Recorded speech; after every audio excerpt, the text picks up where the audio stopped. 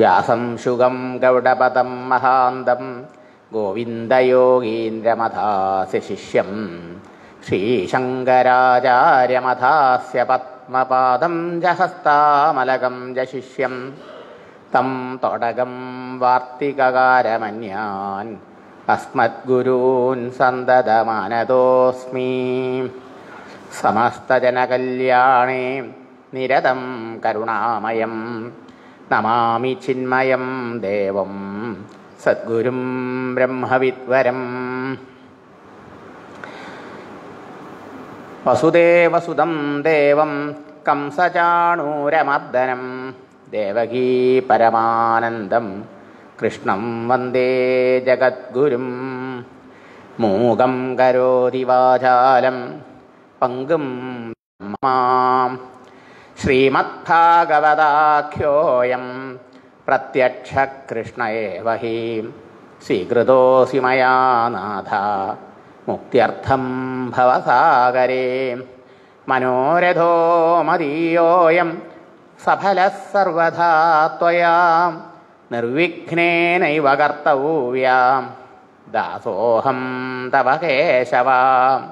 ശുകരൂപപ്രബോധജ്ഞാം സർവശാസ്ത്രവിശാരദാം ഏതൽകഥാപ്രകാശേന മതജ്ഞാനം വിനാശയാം.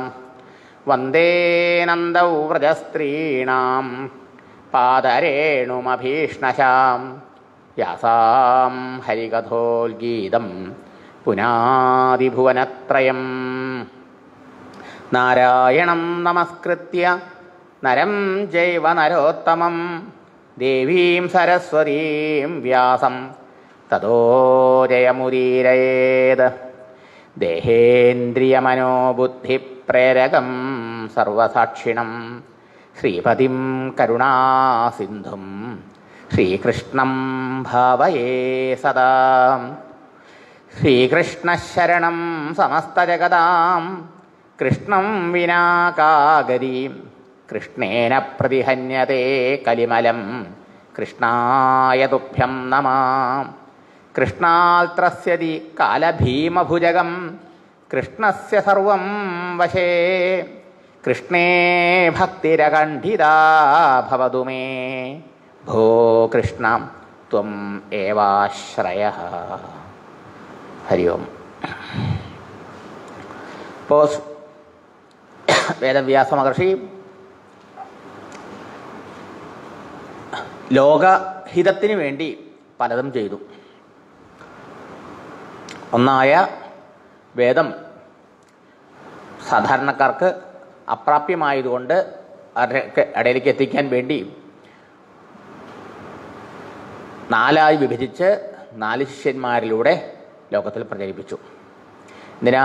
വൈദിക കർമാനുഷ്ഠാനം ഒരാളുടെ മനസ്സിന് വേഗം ശുദ്ധിയെ കൊടുക്കും. അതിന് വേണ്ടിയിട്ട്, അതിൻ്റെ വൈദിക ധർമ്മം അറിയാൻ വേണ്ടിയിട്ട് ആ ശിഷ്യന്മാർ അവരുടെ ശിഷ്യന്മാരിൽ വിഭജിച്ച് അങ്ങനെ ശിഷ്യപ്രശിഷ്യ പരമ്പരയാ ശാഖോപശാഖകളായി വേദത്തിന് വളരെ വളരെ വളരെ ശാഖകളുണ്ടായി. അത്രയും ശാഖകൾ ഉണ്ടായിച്ചാൽ അത്രയധികം ആളുകളിലേക്ക് അത് ഇറങ്ങി വന്നു എന്നർത്ഥം. വലിയ ഉയരത്തുനിന്ന് താഴേക്ക് ഒരു നദി ഒഴുകി ഇങ്ങനെ പ്രതലങ്ങളിലൂടെ സമുദ്രപര്യന്തം സേവനം ചെയ്യണ പോലെ വേദം ഇങ്ങനെ പ്രചരിച്ചു വന്നു. എങ്കിലും അദ്ദേഹം ആലോചിച്ചു, എല്ലാവർക്കും വേദം പഠിച്ചാൽ മനസ്സിലാവില്ല. വേദം പഠിച്ച ഉൾക്കൊണ്ട് മനസ്സിലാക്കാൻ കഴിവില്ലാത്ത ആൾക്കാരുണ്ട്. അക്കൂട്ടരെ അനുഗ്രഹിക്കണമല്ലോ.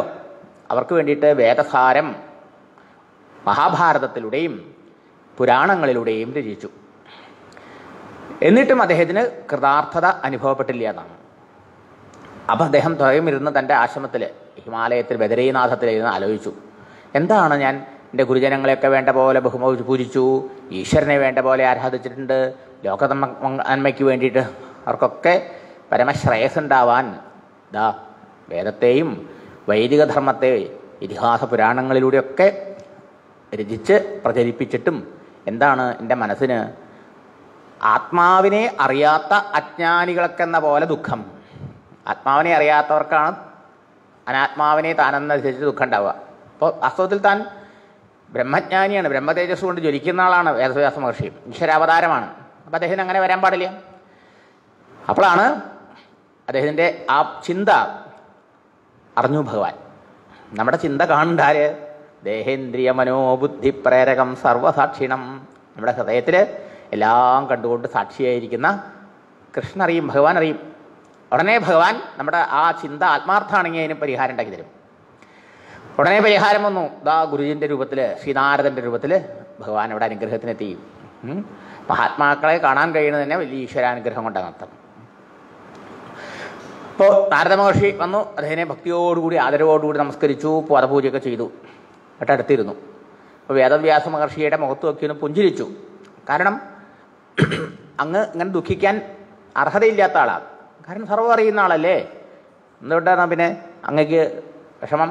അങ്ങയുടെ ശരീരത്തിനും മനസ്സിനൊക്കെ സുഖം തന്നെയല്ലേ എന്നൊക്കെ കുശലൻ ചോദിച്ചു.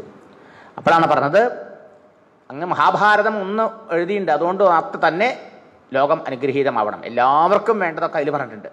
എല്ലാ ജീവിതത്തിൻ്റെ അടിസ്ഥാനം എന്താ? ശ്രേയസ് ആഗ്രഹിക്കുന്ന ഒരാൾ അടിസ്ഥാനമായിട്ട് ജീവിതത്തിൽ മുറുകെ പിടിക്കേണ്ടത് ധർമ്മമാണ്. അതിൻ്റെ മഹിമ അത്രയും പെരുപ്പിച്ച് പറഞ്ഞിട്ടുമുണ്ട്. അത് ഒന്നുകൊണ്ട് തന്നെ അങ്ങ് ധന്യനും കൃതാർത്ഥനും ആകേണ്ടതാണ്. പക്ഷേ എന്നിട്ടും എന്തുകൊണ്ടാണ് അങ്ങയുടെ മനസ്സിന് ഒരു സുഖമില്ലാത്തതുപോലെ തോന്നണ്ടല്ലോ എന്ന് പറഞ്ഞു. ആ പറഞ്ഞു, ശരിയാണ് അങ്ങ് പറഞ്ഞത്. അതിൻ്റെ കാരണം എന്താണെന്ന് എനിക്ക് എത്ര ആലോചിച്ചിട്ടും പിടികിട്ടണില്ല. അങ്ങ് സാക്ഷാൽ നാരായണ ഭഗവാന്റെ പേരക്കുട്ടിയാണ്. നാരായണ ഭഗവാന്റെ പുത്രൻ ബ്രഹ്മാവ്, ബ്രഹ്മാവിൻ്റെ പുത്രനാണ്. എല്ലാവർക്കും എവിടെയും പോകാൻ പറ്റില്ല. അങ്ങക്ക് എല്ലാ ലോകത്തും എപ്പോൾ വേണമെങ്കിലും ചെല്ലാം. അങ്ങനെയുള്ള അങ്ങ് സൂര്യനെ പോലെ എല്ലാവരുടെയും ഇരുട്ടിനെ നീക്കുന്ന ആളാണ്, അജ്ഞാനാന്ധകാരത്തെ നീക്കുന്ന ആളാണ്. സൂര്യൻ ഇരുട്ടിനെ നീക്കുന്ന വസ്തുവിനെ പ്രകാശിപ്പിച്ചു കൊടുക്കുന്ന പോലെ അങ്ങ് എല്ലായിടത്തും ചെന്ന് ജനങ്ങളുടെ ഹൃദയത്തിലെ അറിവില്ലായ്മയുടെ അജ്ഞാനത്തിൻ്റെ അന്ധകാരത്തെ നീക്കി അവർക്കൊക്കെ അവരുടെ ഉള്ളിലിരിക്കുന്ന ആത്മസ്വരൂപനായ സാക്ഷാൽ നാരായണനെ പ്രദാനം ചെയ്യുന്ന ആളാണ്. അങ്ങനെയുള്ള അങ്ങ് എനിക്ക് പറഞ്ഞു തരൂ, എൻ്റെ ന്യൂനത എന്താണ് അർത്ഥം? ആ പറഞ്ഞു, ശരിയാണ്, അങ്ങ് ചെയ്ത കാര്യങ്ങളൊക്കെ നല്ലത് തന്നെ, ലോകമംഗളത്തിനാണ്. പക്ഷേ എങ്കിലും അങ്ങ് ചെയ്ത ഈ ധർമ്മ അർത്ഥ കാമ മോക്ഷ പ്രതിപാദനം കൊണ്ട് ഭഗവാൻ സന്തോഷിച്ചിട്ടില്ല. ഭഗവാൻ സന്തോഷിച്ചാലേ നമുക്ക് സന്തോഷം ഉണ്ടാവുള്ളൂ. ഭഗവാൻ സന്തോഷിക്കാത്ത ഒരു പ്രവൃത്തി കൊണ്ടും നമുക്ക് സന്തോഷം ഉണ്ടാവാൻ പോണില്ല. അതുകൊണ്ട് തന്നെ ഏത് പ്രവൃത്തിയും ഭഗവാന്റെ സന്തോഷത്തിനെന്ന സങ്കല്പത്തോടെ നമ്മൾ ചെയ്യണം. എന്നാൽ മാത്രമേ നമുക്കും മനസ്സംതൃപ്തി ഉണ്ടാവുള്ളൂ. അതുകൊണ്ട് തന്നെ ഭഗവാൻ സന്തോഷിക്കാൻ ഉതകാത്ത ഏതൊരാളുടെ ഏതൊരു പ്രവൃത്തിയും അപൂർണമാണ്. ഭഗവാൻ സന്തോഷിക്കാൻ ഇടവന്നാൽ മാത്രമേ നമ്മൾ ചെയ്ത് പൂർണ്ണമായിട്ടുള്ളൂ എന്നർത്ഥം. ഈ ഒരു സങ്കല്പം, ഈ ഒരു ഭാവന എല്ലാത്തിനും വേണം.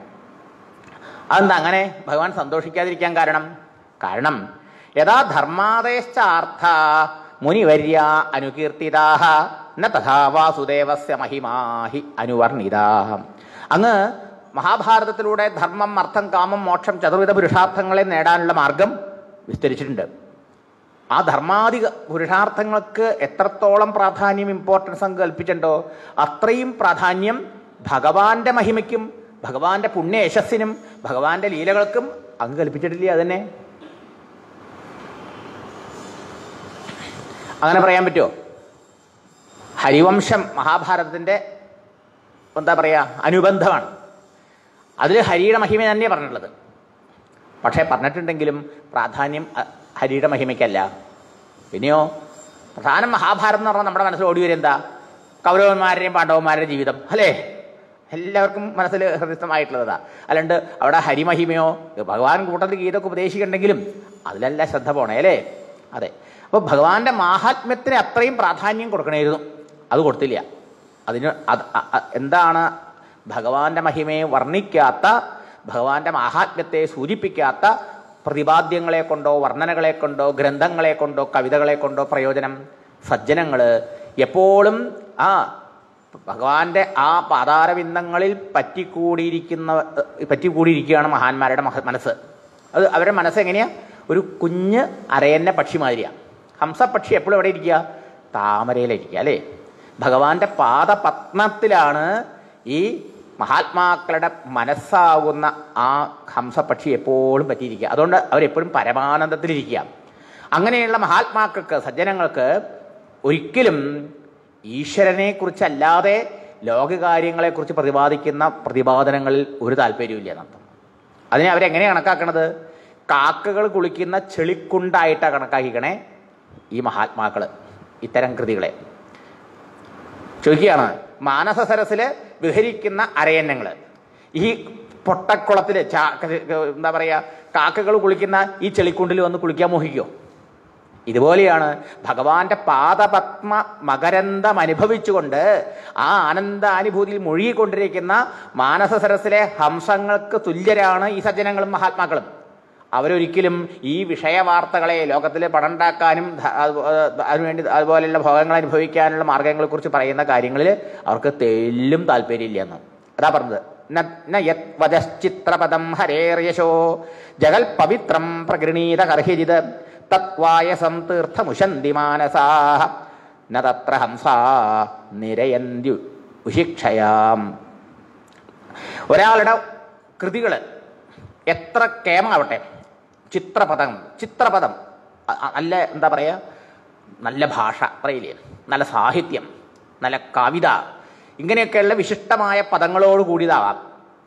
പക്ഷേ അതിൽ ഈശ്വരൻ്റെ മാഹാത്മ്യത്തെ വർണ്ണിച്ചിട്ടില്ല, ഭഗവാന്റെ തിരുനാമത്തിൻ്റെ മഹത്വത്തെ വർണ്ണിച്ചിട്ടില്ല എങ്കിൽ അതിന് ജഗൽപവിത്രം, ലോകത്തിനെ പരിശുദ്ധമാക്കാനുള്ള കഴിവില്ല അത്രേ. ജഗത്തിനെ പരിശുദ്ധമാക്കാനുള്ള കഴിവ് ഹരേഹെ യശഃ, ശ്രീഹരിയുടെ ഗുണഗണങ്ങൾക്കും യശസ്സിനും മാഹാത്മ്യങ്ങൾക്കും മാത്രമേ ഉള്ളൂ അത്രേ. അപ്പോൾ ലോകത്തിനെ പവിത്രമാക്കാൻ കഴിവുള്ളതായ ഭഗവാന്റെ യശസ്സിനെ വർണ്ണിക്കാത്ത വർണ്ണനകളെ എത്ര തന്നെ കേമായാലും വിരോധമില്ല. അതിനെ വായസം തീർത്ഥം ഉശന്തി, കാക്കകൾ കുളിക്കുന്ന പൊട്ടക്കുളായിട്ടേ കണക്കാക്കിയിട്ടുള്ളൂ മഹാത്മാക്കൾ. മനസ്സിലായോ? അവരുടെ മനസ്സാണെങ്കിലോ, അവരുടെ മനസ്സ് മാനസാ ഹംസ, മാനസസരസിലെ ഹംസങ്ങളെന്ന പോലെ ആ മാനസസരസിലെ ഹംസങ്ങൾ എപ്പോഴും ആ മാനസസരസിലുള്ള താമരയിലാണ് ഇരിക്കുക. ഇതുമാതിരി ഇവിടെ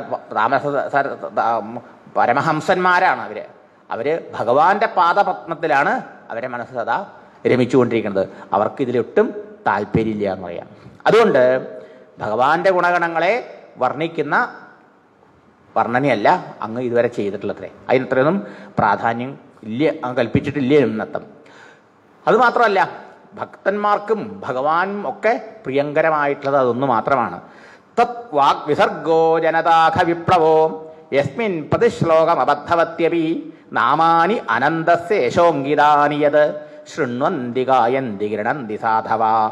ഓൺ ദ അതർ ഹാൻഡ്, നേരെ മറിച്ച് ഭഗവാന്റെ ഗുണഗണങ്ങളെയും മഹാത്മ്യങ്ങളെയും തിരുനാമ വൈഭവത്തെയും വർണ്ണിക്കുന്നതാണ് ഒരാളുടെ കൃതിയെങ്കിലോ രചനയെങ്കിലോ അതിൽ തെറ്റുണ്ടായിക്കൊള്ളട്ടെ, അത് വലിയ സാഹിത്യ ഭംഗി വേണ്ട, അതിൽ പ്രാസങ്ങൾ വേണ്ട, അതിൽ അലങ്കാരങ്ങളൊന്നും ശരിയാവണമെന്നില്ല, മനോഹരമാവണമെന്നില്ല അല്ലേ? അങ്ങനെയൊക്കെയുള്ള ഒരു കൃതി ആയാലും ഭഗവാനെ കുറിച്ചാണോ പറയുന്നത്? അതായത് ആ ഭഗവാന്റെ മഹിമകൾ ലോകത്തിന് മുഴുവൻ പവിത്രീകരിക്കുന്നതാണെന്നതുകൊണ്ട്, അത് പറയുന്നവരെയും കേൾക്കുന്നവരെയും കേൾപ്പിക്കുന്നവരെയും കൊണ്ടാടുന്നവരെയും എല്ലാവരെയും ശുദ്ധീകരിക്കുന്നുള്ളത് കൊണ്ട് മഹാത്മാക്കള് അതിനെ നിരന്തരം പാടുന്നു, കേൾക്കുന്നു, ഒറ്റയ്ക്കിരുന്ന് അതിനെക്കുറിച്ച് ചിന്തിച്ചുകൊണ്ട് അതിൽ രമിക്കുന്നു. ഇതാണ് ഭഗവത് മഹിമയും ലൗകികമായിട്ടുള്ളതായ വിഷയങ്ങൾ തമ്മിലുള്ള വ്യത്യാസം എന്നർത്ഥം. അപ്പോൾ ധർമ്മ അർത്ഥ കാമ മോക്ഷങ്ങൾക്കുള്ള മാർഗങ്ങൾ പറഞ്ഞു, ഇല്ല എന്ന് പറയണില്ല, അതൊക്കെ നല്ലത് തന്നെ. പക്ഷേ അതിനൊക്കെ ഒരാൾക്ക് യോഗ്യത നേടിക്കൊടുക്കുന്നത് മനഃശുദ്ധിയാണ്. ആ മനഃശുദ്ധിക്ക് ഉതകുന്നത് ഭഗവാന്റെ മഹിമകളാണ്. ആ ഭഗവാന്റെ മഹാത്മ്യങ്ങളിൽ മാത്രമേ സജ്ജനങ്ങൾക്ക് താല്പര്യമുള്ളൂ. അങ്ങനെ സജ്ജനങ്ങൾക്ക് താല്പര്യമില്ലാത്ത കാര്യങ്ങൾ കുറേ പറഞ്ഞു എന്നുള്ളതുകൊണ്ട് ആർക്കും പ്രയോജനം ഉണ്ടാവില്ല. അപ്പോൾ ഭഗവൻ മഹിമകളെ കേൾക്കാൻ രസം, കേൾപ്പിക്കാൻ രസം, ആരും പറയാൻ ആളുണ്ടെങ്കിൽ കേൾക്കാൻ ആളുണ്ടെങ്കിൽ പറയാം അല്ലേ, അല്ല കേൾക്കാൻ അവസരം ഉണ്ടെങ്കിൽ കേൾക്കാം. ഇതൊന്നുമില്ലെങ്കിലോ നമുക്ക് ഒറ്റയ്ക്ക് ഇരുന്നതിൽ ആലോചിച്ച് രസിക്കാലോ. ഇങ്ങനെയാണ് സജ്ജനങ്ങളുടെ ജീവിതത്രയെന്നർത്ഥം. ഇനി ഒന്നും കൂടിയും പറഞ്ഞു നാരദ മഹർഷി, നൈഷ്കർമ്മമവി അച്യുതഭാവവർജിതം ന ശോഭതേ ജ്ഞാനമലം നിരഞ്ജനം കുതപ്പുനഃശശ്വത ഭദ്രമീശ്വരേ നജാർപ്പിതം കർമ്മയതപ്യകാരണം. നൈഷ്കർമ്മ്യം അഭി, നൈഷ്കർമ്മ്യം എന്ന് പറഞ്ഞാൽ ആത്മജ്ഞാനം എന്നർത്ഥം. ആ ആത്മസാക്ഷാത്കാരത്തിലേക്ക് നമ്മെ നയിക്കുന്ന, അജ്ഞാനത്തെ ഇല്ലാണ്ടാക്കി തീർക്കുന്ന സകല ദുഃഖങ്ങളുടെയും കാരണമായ ആ മായയെ ജയിക്കാൻ സഹായിക്കുന്ന ആ ആത്മജ്ഞാനം പോലും ഭഗവത് ഭക്തി ഇല്ലാത്തതാണെങ്കിലോ അത് ബൗദ്ധികമായിട്ടിരിക്കുള്ളൂ, ബുദ്ധിപരമായിരിക്കുള്ളൂ. അറിവ് അനുഭവത്തിലെത്തിക്കില്ല. അത്രേ. അച്യുതഭാവവർജിതം നൈഷ്കർമ്മ്യം. അച്യുതഭാവവർജിതം, ഭാവം ഭഗവത് ഭക്തി. ഭഗവത് പ്രേമം ഇല്ലെങ്കിൽ, ഭക്തിയില്ലെങ്കിൽ ജ്ഞാനം പോലും അനുഭവത്തിൽ വരില്ല. പിന്നെ കർമ്മത്തിൻ്റെ കാര്യം പറയാനുണ്ടോ? നമ്മളെ സാക്ഷാത്കാരത്തിലേക്കും ദുഃഖത്തെ നിവൃത്തിയിലേക്ക് നയിക്കുന്നതാണ് ആത്മജ്ഞാനം. ആ ആത്മജ്ഞാനമൊക്കെ ഒരാൾ വേദാന്ത ശാസ്ത്രങ്ങളൊക്കെ പഠിച്ച് നേടിയിട്ടുണ്ട്. പക്ഷേ അയാൾക്ക് ഭക്തിയില്ലെങ്കിലോ അയാളുടെ മനസ്സിന് ശുദ്ധി ഉണ്ടാവില്ല. ആ പഠിച്ച അറിവ് കാപ്പിയിൽ പഞ്ചസാരയിട്ട് ഇളക്കാണ്ടിരുന്ന എങ്ങനെ ഉണ്ടാവും? അതുപോലെ ഇരിക്കുള്ളൂ. അത്ര മനസ്സിലായില്ലേ? നല്ല ഡിക്കേഷൻ കോഫിയൊക്കെ കൊണ്ടുവന്നു ഒരാൾ. അപ്പം അത് എടുക്കുമ്പോൾ കഴിക്കണു. എന്താ അതുപോലെ ഡിക്കേഷനൊക്കെ പാകായമായിട്ട് പഞ്ചസാര ഉണ്ടെങ്കിലേ സ്വാദം ഉണ്ടാവുള്ളൂ അല്ലേ? പക്ഷേ പഞ്ചസാര ഇട്ടുണ്ട്, അത് ഇളക്കിയില്ലായിരുന്നു. ഇതുമാതിരിയാണ് നമ്മുടെ ബുദ്ധിയിൽ ഒരുപാട് പഠിച്ച് ബ്രഹ്മാണ് സർവം ബ്രഹ്മം, സർവം പരമാത്മാ എന്നൊക്കെ പഠിച്ചിട്ടുണ്ടാവും. പക്ഷെ അത് അനുഭവത്തിലെത്തില്ല ഭക്തിയില്ലെങ്കിൽ നർത്ഥം. അപ്പോൾ ജ്ഞാനം അലം ശോഭതേ. നിർമ്മലമായ ജ്ഞാനം പോലും, പരമാത്മ വിഷയമായ ജ്ഞാനം പോലും ഒരാൾക്ക് അനുഭവമാകണമെങ്കിൽ ഭക്തി അനിവാര്യം. ഭക്തി ഉണ്ടാവണമെങ്കിലോ ഭഗവാന്റെ മഹിമകളുടെ ഭഗവാന്റെ ലീലകളുടെ ശ്രവണവും കീർത്തനവും സ്മരണവും തന്നെയാണ് ആശ്രയം. നൈഷ്കർമ്മ്യം ഈശ്വരാർപ്പണമായി അർപ്പിച്ചാലേ കർമ്മം പോലും ഒരാളെ നൈഷ്കർമ്മ്യത്തിലേക്ക്, ഈശ്വര സാക്ഷാത്കാരത്തിലേക്ക് എത്തിക്കുള്ളൂ. അപ്പോൾ ഈ ജ്ഞാനം പോലും ഭക്തിയില്ലെങ്കിൽ അനുഭവമാവില്ല എന്നുണ്ടെങ്കിൽ കർമ്മങ്ങളുടെ കഥ പറയണോ? പൊതുവെ ആൾക്കാർ കാമ്യകർമ്മങ്ങളിൽ താല്പര്യമാവണത്. എന്തെങ്കിലും കിട്ടാൻ വേണ്ടിയിട്ടല്ലേ കർമ്മം ചെയ്യുക. അതിൻ്റെ ഫലം എന്താ? ദുഃഖമാണ് അല്ലേ? കർമ്മം ചെയ്തുകൊണ്ടിരിക്കുമ്പോഴും ക്ലേശം, കർമ്മം ചെയ്തു കഴിഞ്ഞാലും വിചാരിച്ചത് കിട്ടുന്ന ഉറപ്പൊന്നുമില്ല അല്ലേ? കിട്ടാണ്ടിരിക്കുമ്പോൾ വീണ്ടും ദുഃഖം. അപ്പോൾ സാധനാകാലത്തും സാധ്യകാലത്തും ചെയ്തുകൊണ്ടിരിക്കുമ്പോഴും ചെയ്തതിന് ശേഷവും ദുഃഖത്തിന് കാരണമായിരിക്കുന്ന സകാമകർമ്മങ്ങളുടെ കഥ പറയുകയേ വേണ്ട. ഇനി കർമ്മം പോലും നമുക്ക് ശുദ്ധി തരണമെങ്കിൽ കർമ്മത്തിലും ഭക്തി തരണം. ഭക്തിയോടുകൂടി കർമ്മം ഈശ്വരാർപ്പണമായി ചെയ്താൽ മാത്രമേ ആ കർമ്മം നമ്മെ ക്രമേണ ചിത്തശുദ്ധിദ്വാരേണ ജ്ഞാനപ്രാപ്തിദ്വാരേണ പരമാത്മ സാക്ഷാത്കാരത്തിലേക്കും മുക്തിയിലേക്കും നയിക്കുള്ളൂ. അപ്പോൾ കർമ്മത്തിൻ്റെ സ്ഥാനം ഇതാണ്. അപ്പം കർമ്മത്തിനും ജ്ഞാനത്തിനും ഭക്തിയുടെ അപേക്ഷയുണ്ടെന്ന് അതാ പറഞ്ഞ താല്പര്യം. കർമ്മം കൊണ്ട് എന്താ കിട്ടുക? ചിത്തസ്യ ശുദ്ധയേ കർമ്മ നത് വസ്തൂപലബ്ധയേ. എന്താ കർമ്മം കൊണ്ട് കിട്ടുക? ചിത്തശുദ്ധി. എന്തിനാ കർമ്മം വിധിച്ചത് ശാസ്ത്രങ്ങൾ? കർമ്മം കൊണ്ടേ ചിത്തശുദ്ധിയുള്ളൂ. പക്ഷെ ആ കർമ്മം എങ്ങനെ ചെയ്താലേ ചിത്തശുദ്ധി കിട്ടുക? കർമ്മം ഭഗവത് അർപ്പണമായി ചെയ്താൽ. അല്ലാത്ത കർമ്മങ്ങളെ കൊണ്ട് ശുദ്ധിയില്ല. അശുദ്ധി വീണ്ടും വാസനകൾ ഉണ്ടാവുകയും ചെയ്യുക. അതെ, അശുദ്ധമായ മനസ്സിലേ ആത്മജ്ഞാനം അനുഭവപ്പെടൂ. അതുകൊണ്ട് ജ്ഞാനവും കർമ്മവും ഭക്തിയോട് ചേർന്നില്ലെങ്കിൽ അതിന് നമ്മെ സാക്ഷാത്കാരത്തിലേക്ക് എത്തിക്കാൻ കഴിയില്ല. അതുകൊണ്ട് ആ ഭഗവാന്റെ ഭക്തി ഉണ്ടാകാൻ സഹായിക്കുന്ന ഭഗവാന്റെ മഹിമകളെ അങ്ങ് കുറച്ച് കണ്ടു, അതിനെ കുറച്ച് കാണാൻ പാടില്ല. അതുകൊണ്ട് അതിനത്രയും പ്രാധാന്യം കൊടുത്ത് അങ്ങ് വർണ്ണിക്കാത്തത്. മറ്റ് പലതും പറഞ്ഞ കൂട്ടത്തിൽ ഈശ്വരനെ കുറിച്ചും പറയണ്ടായിരിക്കും, അവിടുത്തെ മഹിമകളെക്കുറിച്ചും ഇല്ല എന്നല്ല. പക്ഷേ അതിന് അല്ല പ്രാധാന്യം കൊടുത്തത്. അഥോ മഹാഭാഗ ഭവാൻ അമോഘദൃക്ക് ശുചിശ്രവാ സത്യരഥോ ധൃതവ്രത ഉരുക്രമസ്യ അഖിലബന്ധമുക്തയേ സമാധിന അനുസ്മര തദ്വിജേഷ്ഠിതം.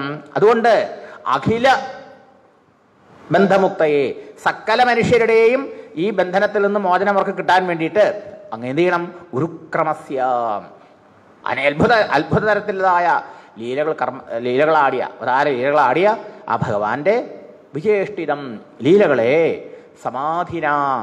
സമാധിയിൽ ദർശിച്ച് ധ്യാനത്തിൽ കണ്ട് അനുസ്മര, അതിനെ അനുസ്മരിക്കൂ, അതിനെ രചിക്കൂ, എന്നിട്ട് ലോകത്തിൽ പ്രചരിപ്പിക്കൂ. അപ്പം ഇത് വ്യാസമഹർഷിയോട് പറയണതാണോ? ഇത് ഭാഗവത രചനയ്ക്ക് മുമ്പുണ്ടായതാണ് അല്ലേ? ഇപ്പം നമ്മൾ പഠിക്കുമ്പോൾ ഇത് നമുക്കും കൂടിയുള്ള ഉപദേശം ശരിയല്ലേ? ഓരോന്നും വ്യാസമഹർഷിയോട് ദ്വാപരയുഗത്തിലാണിത് പറഞ്ഞത്. കലിയുഗത്തിൽ ഭാഗവതം പഠിക്കുമ്പോൾ നമ്മളെങ്ങനെ എടുക്കണതിനെ? വ്യാസമഹർഷിക്ക് പറഞ്ഞതിലൂടെ നമുക്ക് സൂചിപ്പിക്കുന്നത് നിങ്ങൾ എത്ര തന്നെ ധർമാർത്ഥ കാമ മോക്ഷങ്ങൾക്ക് വേണ്ടി പ്രയത്നിച്ചിട്ടും കാര്യമില്ല, എത്ര തന്നെ ഉയരെ ഉപനിഷത്തുകളൊക്കെ ബൈഹാർട്ടാക്കിയിട്ടും കാര്യമില്ല. നിങ്ങൾക്ക് മനഃശുദ്ധി ഉണ്ടാവണമെങ്കിൽ ഭക്തി ഉണ്ടാവണം. ഭഗവാന്റെ മഹിമകൾ, ഭഗവാന്റെ ലീലകൾ, ഭഗവാന്റെ തിരുനാമങ്ങൾ ഉയർത്തിക്കുകയും അതിനെ കേൾപ്പിക്കുകയും പറയുകയും ചെയ്ത് ഹൃദയം ശുദ്ധമാക്കണം. എന്നാലേ ഇതൊക്കെ അനുഭവം ആവാൻ പോണുള്ളൂ. അതാണ് നമുക്കുള്ള മെസ്സേജ്. വെറും കർമ്മം പോരാ, കർമ്മത്തിൽ ഭക്തി ചേരണം. അതുകൊണ്ട് അമോഘദൃക്ക്, അങ്ങയുടെ ജ്ഞാനം നിർമ്മലമാണ്, അങ്ങയുടെ ആ അറിവ് അപാരമാണ്, അങ്ങയുടെ ആ ജ്ഞാനം അമോഘം നിഷ്ഫലമാവാത്തതാണ്. അങ്ങനെയുള്ള ആളങ്ങ്. അങ്ങനെയുള്ള അങ്ങ് എന്താ ചെയ്യേണ്ടത്? ഈശ്വരൻ്റെ ലീലകളെ, സർവരുടെയും ഈ ലീലകളെ കൊണ്ട് ഇത് കേട്ടും കേൾപ്പിക്കും ലോകത്തിന് മുഴുവനും ഭക്തിയും മുക്തിയും ഉണ്ടാകണം എന്നുള്ളൊരു സങ്കല്പത്തോടുകൂടി എഴുതൂന്ന്. ഇതാണ് വേദവ്യാസ മഹർഷിയിലൂടെ ലോകത്തിന് നാരദ മഹർഷി പറഞ്ഞു തന്ന നട്ടം. തഥോന്യഥാ കിഞ്ചനയത് വിവക്ഷത പൃഥക് ദൃശസ്തൽകൃതരൂപനാമഭി ന കുത്രതിൽ ക്വാപി ച ദുഃഖിതാമതി ലഭേദ വാദാഹതനൗരിവാസ്പദം. ഇനി പ്രധാനപ്പെട്ട വേറൊരു കാര്യം പറഞ്ഞു. എന്തത്? ഈ കാണായത് മുഴുവനും ഭഗവാന്റെ മഹിമ തന്നെയാണ്. ഭഗവാൻ തന്നെയാണ് തൻ്റെ മായാശക്തി കൊണ്ട് പ്രപഞ്ചത്തിൻ്റെ സൃഷ്ടി സ്ഥിതി സംഹാരങ്ങൾ നടത്തുക. ഇതവിടുത്തെ ഒരു ലീലയാണ്. പിന്നെ ആ സൃഷ്ടിച്ച ജഗത്തിൽ ഭഗവാൻ അനേകം അവതാരങ്ങളെടുത്ത് ഭക്താനുഗ്രഹം, ധർമ്മസംരക്ഷണം, ദുഷ്ടനിഗ്രഹം, ശിഷ്ടപരിപാലനം ഇത്യാദി ലീലകൾ ചെയ്യുന്നുണ്ട്. ഇതെല്ലാം ഭഗവാന്റെ ലീലയാണ് കേട്ടോ. ഈ സൃഷ്ടിയാദികൾ തന്നെ ഭഗവാന്റെ ലീലയാണ്. അപ്പോൾ ഭഗവാനല്ലാണ്ട് മറ്റൊന്നുമില്ല. ഇതാണ് പരമാർത്ഥം. എല്ലാത്തിലും ഭഗവാന്റെ സ്മരണയോടുകൂടി ഭഗവാനെ കണ്ടുകൊണ്ട് ഭഗവാന്റെ മഹിമകളെ കേട്ടും കീർത്തിച്ചും സ്മരിച്ചും കഴിയുന്ന മനുഷ്യൻ്റെ മനസ്സ് പലത് കണ്ടാലും ഈ പലതിൻ്റെ പുറകിലുള്ള ഒന്നിലാണ്, ഭഗവാനിലാണ് ആ മനസ്സ് ഏകാഗ്രമായി ഉറക്കുക. അല്ലാതെ ഈ നാനാത്വത്തെ സത്യമെന്ന് കണ്ട് മനസ്സ് അതിൽ ഉഴഞ്ഞു പോയാൽ എന്താ തകരാറ്? പറയണു, വാദാഹതനൗ ഇവ ആസ്പദം, നൗരിവ ആസ്പദം. നൗക വജ്ജി കൊടുങ്കാറ്റത്ത് വിട്ടു. എന്താ സ്ഥിതി? പറഞ്ഞു പോലെ കൊടുങ്കാറ്റിൽപ്പെട്ട് അങ്ങട്ടും ഇങ്ങട്ടും ഇളകി മറിയുന്ന ആ നൗകയുടെ വഞ്ചിയുടെ അവസ്ഥയാണ് നാനാത്വത്തിൽ ഭ്രമിക്കുന്ന ആൾക്കാരുടെ മനസ്സിന് സംഭവിക്കുന്ന അത്രയന്തം. ദുഃഖിതാമതി, അവരുടെ മനസ്സിന് എപ്പോഴും ദുഃഖമാണ്. എന്തുകൊണ്ട്? ഭഗവാനിൽ നിന്ന് പൃഥക് ദൃശ, ഭഗവാനിൽ നിന്ന് ഭഗവാനിലല്ല ദൃഷ്ടി, ഏകനായ ഭഗവാനിലല്ല, പരമ്പരയിലല്ല. പിന്നെയോ ഭഗവാനിൽ നിന്ന് അന്യമായിട്ടുള്ളതായ വ്യത്യസ്തമായ നാമരൂപ പദാർത്ഥങ്ങളിലാണ് ആസക്തമായി ഒരാളുടെ മനസ്സിരിക്കണം എന്നിരിക്കട്ടെ. എന്നെ കുത്രതിൽ ക്വാപിച്ച ദുഃഖിതാമതി, അവരൊരിക്കലും ദുഃഖത്തിൽ നിന്ന് മോചനം കിട്ടില്ല.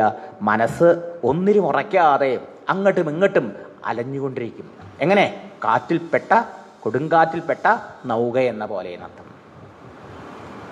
അതാണ് നമ്മളുടെ അവസ്ഥ. അപ്പോൾ നമ്മുടെ മനസ്സ് ഏകനായ ഭഗവാനിലല്ല ഉറയ്ക്കണത്. ഭഗവാന്റെ മഹിമകൾ കേട്ടും പറഞ്ഞും ഭഗവാൻ തന്നെ ഉറയ്ക്കണം. എന്നാലേ മനസ്സിന് ദുഃഖത്തെ അതിവർത്തിക്കാനും ശാശ്വതമായ ശാന്തി കിട്ടാനും ഇടവരുള്ളൂ എന്നർത്ഥം. അപ്പോൾ അതിന് വേണ്ടിയിട്ടാണ് സാധാരണക്കാരൻ്റെ മനസ്സങ്ങനെ ഉറക്കില്ല. അതിന് വേണ്ടിയിട്ടാണ് ഭഗവാന്റെ കഥകൾ, ലീലകൾ, നാമങ്ങൾ ഇതെല്ലാം തന്നിട്ടുള്ളത്. ഇത് കേട്ടും പറഞ്ഞും ചിന്തിച്ചും സ്മരിച്ചും നാനാത്വത്തിൽ നിന്ന് ബുദ്ധിയെ വേർപെടുത്തിയിട്ട് ഏകനായ പരമ്പൊരുളിൽ ഉറപ്പിക്കാറാവണത്രയന്തം. ആ ഏകനായ ഭഗവാനിൽ മനസ്സിനെ ഉറപ്പിക്കാൻ കഴിയാതെ നാനാവിധ വസ്തുക്കളിൽ ഭ്രമിച്ച് അതിൻ്റെ പുറകെ പോകുന്ന മനസ്സോടുകൂടിയ മനുഷ്യർക്ക് ഒരിക്കലും സ്വസ്ഥത എന്ന് പറഞ്ഞിട്ടുണ്ടാവില്ല, ശാന്തി എന്ന് പറഞ്ഞിട്ടുണ്ടാവില്ല. എങ്ങനെ? ഉദാഹരണം, വാദഹത നൗരിവാം, കൊടുങ്കാറ്റിൽ ചലിക്കപ്പെടുന്ന നൗക പോലെ. അതുകൊണ്ട് അതല്ല വേണ്ടതെന്ന്. ഒന്ന് ഏകനായ ഭഗവാനിലാണ് മനസ്സുറപ്പിക്കേണ്ടത്. മനസ്സിന് വിശ്രാന്തി വേണമോ? ഭഗവാനിൽ ഉറക്കണം. ഇപ്പോൾ ഇവിടെ നാനാത്വം കാണുമ്പോൾ നമുക്ക് ഓർമ്മയുണ്ടാവണം. അതിനാണ് ഭഗവാന്റെ ലീലകൾ കേൾക്കുന്നത്. ഭഗവാൻ തന്നെയാണ് ഈ പ്രപഞ്ചരൂപേണ ഇരിക്കുന്നത്. അതല്ലേ സൃഷ്ടിയുടെ രഹസ്യം. സൃഷ്ടിസ്ഥിതിയാദികൾ ഭഗവാന്റെ ലീലയ. ഭഗവാൻ വേറിട്ടൊരു ജഗത്തില്ല. സമുദ്രം തന്നെ തിരമാലകളുടെ രൂപത്തിലിരിക്കുക പോലെ ഭഗവാൻ ഉണ്ടായ ലോകം ഭഗവാനെ കൂടാതെ നിലനിൽക്കുന്നില്ല. അപ്പോൾ നാനാത്വം കാണുമ്പോഴും ഭഗവാന്റെ സ്മരണ, ഭഗവാൻ തന്നെ ഇതെല്ലാമായിട്ടിരിക്കണു. അങ്ങനെയുള്ള ഭാവന ഉണ്ടാവാൻ ഭഗവാന്റെ ഗുണഗണങ്ങളും മഹിമകളും കേൾക്കണോ വേണ്ടിയോ? അറിയണോ വേണ്ടിയോ? ചിന്തിക്കണോ വേണ്ടയോ, സ്മരിക്കണോ വേണ്ടയോ, എന്നാലേ സാധിക്കുള്ളൂ. അതാണ് പറയണത്.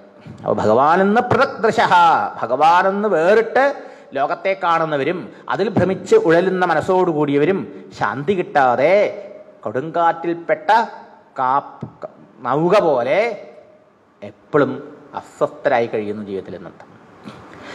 ജുഗുപ്സിതം ധർമ്മകൃതേനുശാസത സ്വഭാവരക്തസ്യ മഹാൻ വ്യതിക്രമ യദ്വാക്യതോ ധർമ്മ ഇതീതരസ്ഥിതോ ന മന്യതേ തസ്യ നിവാരണം ജനഃ. ഏകത്വത്തിൽ മനസ്സുറച്ചാലേ ഉള്ളൂ മനസ്സിന് വിശ്രാന്തി. നാനാത്വത്തിൽ മനസ്സ് ഭ്രമിച്ചു പോയോ ഉള്ള സ്വസ്ഥതയും ശാന്തിയും നഷ്ടപ്പെടും. ബഹുശാഖാഹ്യനന്താശ്ച ബുദ്ധയോ അവ്യവസായിനാം. ഏതോപദേശത്തിൽ ഭഗവാൻ പറയുന്നത് വ്യക്തമായി ലക്ഷ്യം എന്താണെന്ന് ഉറപ്പുവരാത്ത ആൾക്കാരുടെ മനസ്സ് ശാഖോപശാഖകളായി നിൽക്കുന്ന മരക്കൊമ്പ് പോലെ ഈ ലോകത്തിൽ നാനാവസ്തുക്കളുടെ പുറകെ ഓടി അലയുന്നു. എന്നാലോ ലക്ഷ്യം എന്താണ്, ഈശ്വരനാണ്, ഈശ്വരപ്രാപ്തിയാണെന്ന് ബോധ്യം വന്നവരുടെയോ ആ ബുദ്ധി അതൊന്നിൽ ഉറച്ചിരിക്കും. അതാണ് വേണ്ടത്. അത് ബോധ്യം വരണമെങ്കിലോ ഇവിടെ ഭഗവാനേ ഉള്ളൂ, എങ്ങോട്ട് നോക്കിയാലും ഭഗവാനേ ഉള്ളൂ, എന്തിനെ കാണുന്നതും ഭഗവാനെയാണ്. മനസ്സിലായില്ലേ? ഭഗവാനാണ് ഈ ദൃശ്യപ്രപഞ്ചമായിരിക്കുന്നത്. ഭഗവാൻ വേറിട്ട് പലതില്ല എന്ന് ബോധ്യം വരണം. അതിനാണ് ഭഗവാന്റെ ലീലയെ വർണ്ണിക്കണം എന്ന് പറഞ്ഞത്. എന്നിട്ട് പറഞ്ഞു ഭഗവാന്റെ മാഹാത്മ്യങ്ങളെ വർണ്ണിക്കുകയും കേൾക്കുകയും ചെയ്യണതാണ് ഏറ്റവും ശ്രേഷ്ഠമായിട്ടുള്ളത്, അല്ലാണ്ട് ധർമാചരണത്തെ അല്ല. അതുകൊണ്ട് അതിനെ ഉപേക്ഷിച്ചിട്ട് ഭാരതം മുതലായ ഗ്രന്ഥങ്ങളിൽ അങ്ങ് ധർമ്മത്തെക്കുറിച്ച് പറഞ്ഞുല്ലോ, അത് കുറച്ച് അപകടം കൂടിയായിരുന്നു. നോക്കൂ, ഈശ്വരൻ്റെ മഹിമ വർണ്ണിച്ചില്ല എന്നുള്ള അങ്ങയുടെ ന്യൂനത. ഈശ്വരൻ്റെ മഹിമ കൊണ്ട് എങ്ങനെയാണ് മനസ്സ് നാനാത്വത്തെ വിട്ടുപോകുന്ന ഏകത്തായ പരമ്പരയിൽ ഉറയ്ക്കണത്? അതുകൊണ്ടേ ശാന്തിയുള്ളൂ, അല്ലാത്തവൻ്റെ മനസ്സ് കൊടുങ്കാറ്റിൽപ്പെട്ട നൗക പോലെ അലയും എന്ന് പറഞ്ഞു. ഇനി മഹാഭാരതത്തിൽ അങ്ങ് മഹാൻ വ്യതിക്രമ, അങ്ങ് വലിയൊരു അപകടം കാണിച്ചു എന്ന് പറഞ്ഞു. അതെന്താ? ജുഗുപ്സിതമായ നിന്ദ്യമായ കാര്യത്തെ അങ്ങ് പറഞ്ഞു. അതെന്താ? ധർമാദർത്ഥശ്ച കാമശ്ച സധർമ്മ കിന്ന സേവ്യതേ. മഹാഭാരതത്തിൽ എന്താ വ്യാസമഹർഷി പറയണത്? നിങ്ങൾക്ക് പണം വേണോ, നിങ്ങൾക്ക് ഭോഗങ്ങൾ വേണോ, ധർമ്മത്തെ മുറുകെ പിടിച്ചോളൂ, ധാർമ്മികമായ മാർഗത്തിലൂടെ അതൊക്കെ ഉണ്ടാക്കി അനുഭവിച്ചോളൂ എന്നാണ്. അതാണ് പറഞ്ഞത്. അപ്പോൾ അങ്ങ് തന്നെ പ്രവൃത്തി മാർഗത്തിലാണ് ആൾക്കാരെ പ്രേരിപ്പിച്ചത്. പൊതുവേ ജനങ്ങൾ ആഗ്രഹമുള്ളവരല്ലേ, സകാമന്മാരല്ലേ. ആ സകാമന്മാരായ ആളുകളെ അതിനു വേണ്ടിയിട്ട് ധർമാചരണം ചെയ്യൂ എന്ന് പറഞ്ഞ് അവരെ ഉറപ്പിച്ചിട്ട് വിശ്വസിപ്പിച്ചിട്ട് നാളെ ഇനി അല്ലെങ്കിൽ ഭാവിയിൽ പിന്നീട് അങ്ങ് പറയുകയാണ്, ഇതല്ലാട്ടോ വേണ്ടത്, ഇതൊക്കെ നിവർത്തിച്ച് ഭഗവാനെ ആശ്രയിക്കുകയാണ് വേണ്ടതെന്ന് പറഞ്ഞു കഴിഞ്ഞാൽ ഇവരാരും കൂട്ടാക്കാൻ പോണില്ല, കേൾക്കാൻ പോണില്ല അതിനൊന്നും. അതുകൊണ്ട് സ്വഭാവരക്തസ്യ മഹാൻ വ്യതിക്രമ, ഓരോരുത്തരുടെ സ്വഭാവം ഓരോരോ ആഗ്രഹങ്ങളോടുകൂടി അത് സാധിക്കാൻ വേണ്ടി കർമ്മം ചെയ്യുക എന്നുള്ളതാ. അങ്ങനെയുള്ള ആൾക്കാർക്ക് ധർമ്മകൃതേ, ധർമ്മത്തിന് വേണ്ടിയിട്ട് നിങ്ങൾ ധർമ്മത്തിലൂടെ അർത്ഥാദികൾ സമ്പാദിക്കാൻ വേണ്ടി ധർമ്മം അനുഷ്ഠിക്കൂ എന്നങ്ങ് പറഞ്ഞത് മഹാൻ വ്യതിക്രമ, മഹത്തായ ഒരു അന്യായമാണത്രേ. അങ്ങൊരു അന്യായം ചെയ്തു മഹാഭാരതത്തിൽ നിന്ന്. നോക്കണേ, നാരദനാലായിട്ട് ഇങ്ങനെ വിട്ടുത്തോന്ന് പറയാൻ പറ്റുമോ? നിങ്ങൾ എന്തൊരു അന്യായം ചെയ്തത്?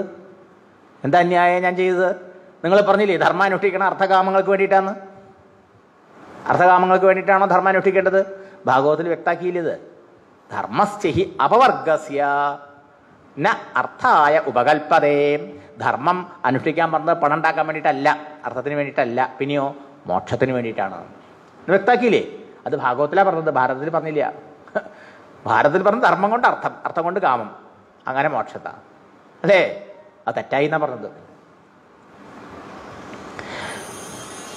അപ്പൊ അങ്ങ് വിചാരിച്ചു ഞാൻ മഹാഭാരത രചനയിലൂടെ ലോകത്തിന് വലിയ ഉപകാരം ചെയ്തു നോക്കിയല്ലേ ഇപ്പൊ അങ്ങയുടെ വിചാരം. അങ്ങ് ഉപകാരമല്ല ചെയ്ത്, അങ്ങ് വലിയ വങ്കത്തരാണ് ചെയ്തു വെച്ചത്രേ. ഏറ്റവും വലിയ അന്യായമാണ് ചെയ്തതെന്നാണ് പറഞ്ഞത്. മഹാൻ വ്യതിക്രമ, വലിയ ഒരു അന്യായം അങ്ങ് ചെയ്തു. എന്താ കാരണം? യത് വാക്യത ധർമ്മ ഇതി, അങ്ങയുടെ മഹാഭാരത ഉപദേശത്തിലെ വാക്കുകൾ കേട്ടിട്ട് ഇതാണ് ധർമ്മം, ധർമ്മം അനുഷ്ഠിക്കേണ്ടത് ഇതിനു വേണ്ടിയിട്ടാണ് എന്ന് വിശ്വസിച്ചിരിക്കുന്ന ഇതരഹ പ്രാകൃതരായ സാധാരണക്കാരായ ആളുകൾ പിന്നീട് വേദത്തിൽ പറഞ്ഞതായ ഉപദേശങ്ങളെ കേൾക്കാനോ മാനിക്കാനോ പോകുന്നില്ല. വേദത്തിൽ എന്താ പറഞ്ഞത്? വേദത്തിൽ ന കർമ്മണ ന പ്രജയാ ധനേന ത്യാഗേന ഏകേ അമൃതത്വം ആനശുഹൂന്ന് സ്പഷ്ടമായി പറയുന്നുണ്ട് അല്ലേ? ഉപനിഷത്തുകളിൽ പറയുന്നുണ്ട് ആർക്കാണ് ശാശ്വതമായിട്ടുള്ളതായ ആനന്ദപ്രാപ്തി അല്ലെങ്കിൽ മോക്ഷപ്രാപ്തി ഭഗവത് പ്രാപ്തി കിട്ടുക? കർമ്മം കൊണ്ടോ പ്രജകളെ കൊണ്ടോ സന്താനം കൊണ്ടോ ധനം കൊണ്ടോ ദാനം കൊണ്ടോ ഒന്നും സംസാരമോചനം സാധിക്കില്ല. പിന്നെയോ എല്ലാത്തിലും ഉള്ള ആസക്തിയെ വിട്ട് പരമപുരുഷനായ ഭഗവാനെ സർവാത്മന ശരണമടയുന്നത് കൊണ്ട് മാത്രമേ കിട്ടുള്ളൂ എന്നാണ് പറഞ്ഞേക്കുന്നത്.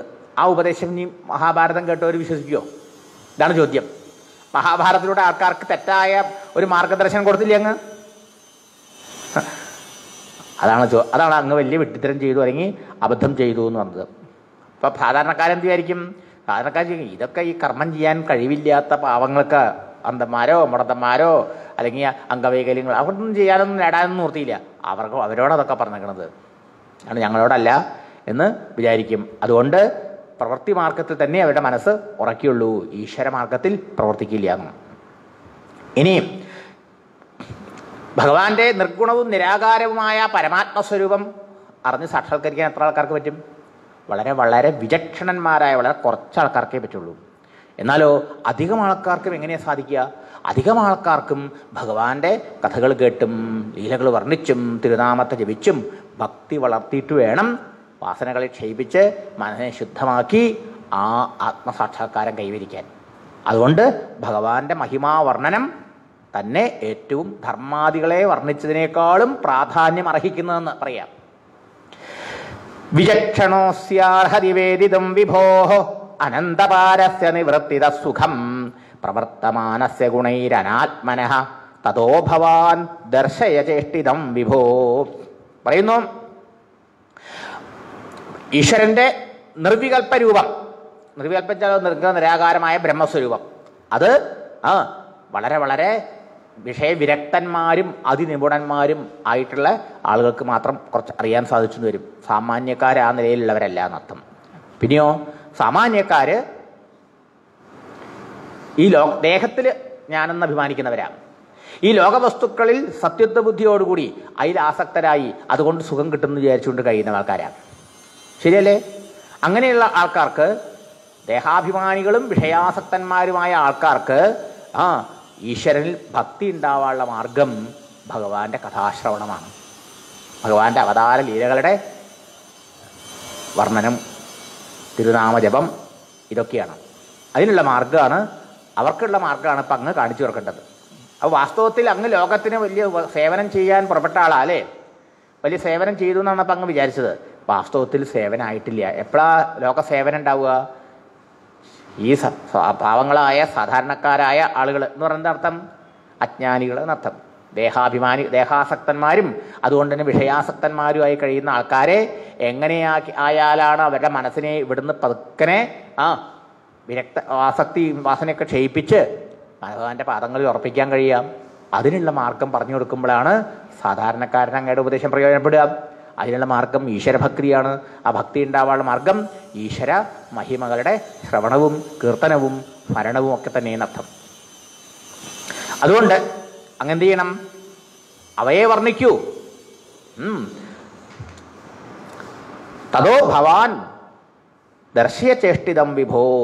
ആ മഹാപ്രഭുവിൻ്റെ ദിവ്യങ്ങളായ ചേഷ്ടകളെ, വ്യാപാരങ്ങളെ, ലീലകളെ, അവതാര മഹിമകളെ അങ്ങ് വർണ്ണിച്ചു കാണിച്ചു കൊടുക്കൂ. അതുകൊണ്ട് ജനങ്ങൾക്ക് ഭഗവാനിൽ പ്രേമമുണ്ടാകും. ചുരുക്കത്തിൽ ഈശ്വരനിൽ പ്രേമമുണ്ടാകാൻ, ഭക്തി ഉണ്ടാകാൻ ഉതകുന്ന വർണ്ണനമാണ് വേണ്ടതെന്ന്. അതിൻ്റെ കുറവ് കൊണ്ടാണ് ആൾക്കാർക്കൊക്കെ ബുദ്ധിമുട്ടെന്നർത്ഥം. ബാക്കി എന്ത് പഠിച്ചിട്ടും കാര്യമില്ല.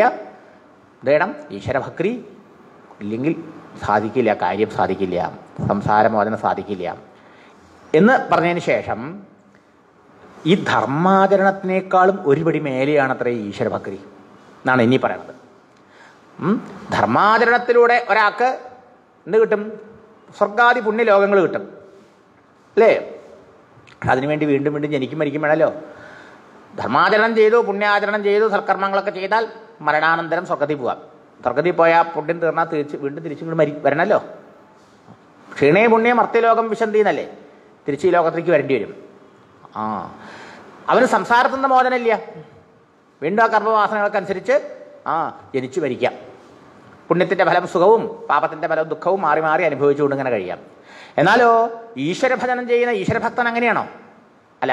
ആ ഈശ്വരഭക്തൻ ആ ജന്മത്തിൽ തന്നെ ഈശ്വരഭജനത്തിൻ്റെ ആ ആനന്ദം അനുഭവിച്ച് ആ മനസ്സിൽ എത്രത്തോളം ഭക്തി വളരും അത്രത്തോളം മനസ്സ് വാസനകൾ ക്ഷയിച്ച് ശുദ്ധമായിട്ട് ഭഗവത് പദത്തിൽ ഉറയ്ക്കും. അങ്ങനെ ശാശ്വതാനന്ദം കൈവരിക്കും. ഇനിയിപ്പോൾ ഒരു പക്ഷേ ഈ ജന്മത്തിൽ തന്നെ ആ ഭക്തന് ഈശ്വര സാക്ഷാത്കാരം സാധിച്ചില്ലെങ്കിലും അതിന് പതനുണ്ടാവോ അല്ലെങ്കിൽ മരണം ഉണ്ടാവോ ചെയ്താലും നഷ്ടമില്ല എന്നാണ് പറയുന്നത്. എന്താ കാരണം? വരും ജന്മങ്ങളിലും ഈ ഈശ്വരഭജനത്തിൻ്റെ സംസ്കാരം അയാളുടെ ഉള്ളിലുണ്ടാവും. അതുകൊണ്ടോ ആ പൂർവ്വ സംസ്കാരത്താൽ പ്രേരിതമായിട്ട് ആ ഈശ്വരഭജനത്തിലെ ആനന്ദത്തെ ഓർമ്മിച്ചുകൊണ്ട് വീണ്ടും വീണ്ടും ഈശ്വരനെ ഭജിക്കും. ആ ഭക്തിയെ വളർത്താനുള്ള പരിശ്രമത്തിൽ അടുത്ത ജന്മത്തിൽ കൂടുതൽ തീവ്രതയുണ്ടാവും. അങ്ങനെ ഭഗവാനെ ഭജിച്ച് ആ ജന്മത്തിൽ ഭഗവത് പദം പ്രാപിക്കും, മുക്തനാകും. ഇങ്ങനൊരു ഗുണം ഈശ്വരനെ ആശ്രയിക്കുന്ന ഭക്തനുണ്ട്. പക്ഷേ വെറും കർമ്മം ചെയ്തുകൊണ്ടിരിക്കുന്ന ധർമാനുഷ്ഠാനം ചെയ്യിക്കുന്ന ആൾക്കില്ല. അതാണ് ഇന്നത്തെ 1-2 ശ്ലോകത്തിൽ പറയുന്നത്. തെക്വാ സ്വധർമ്മം ചരണാംബുജം ഹരേഃ ഭജൻ അപക്രോധ പദേൽ തതോ യതി യത്ര ക്വവാ അദഭ്രമഭൂതമുഷ്യകിം കോവാർത്ഥ ആപ്തോ ഭജതാം സ്വധർമ്മതാം.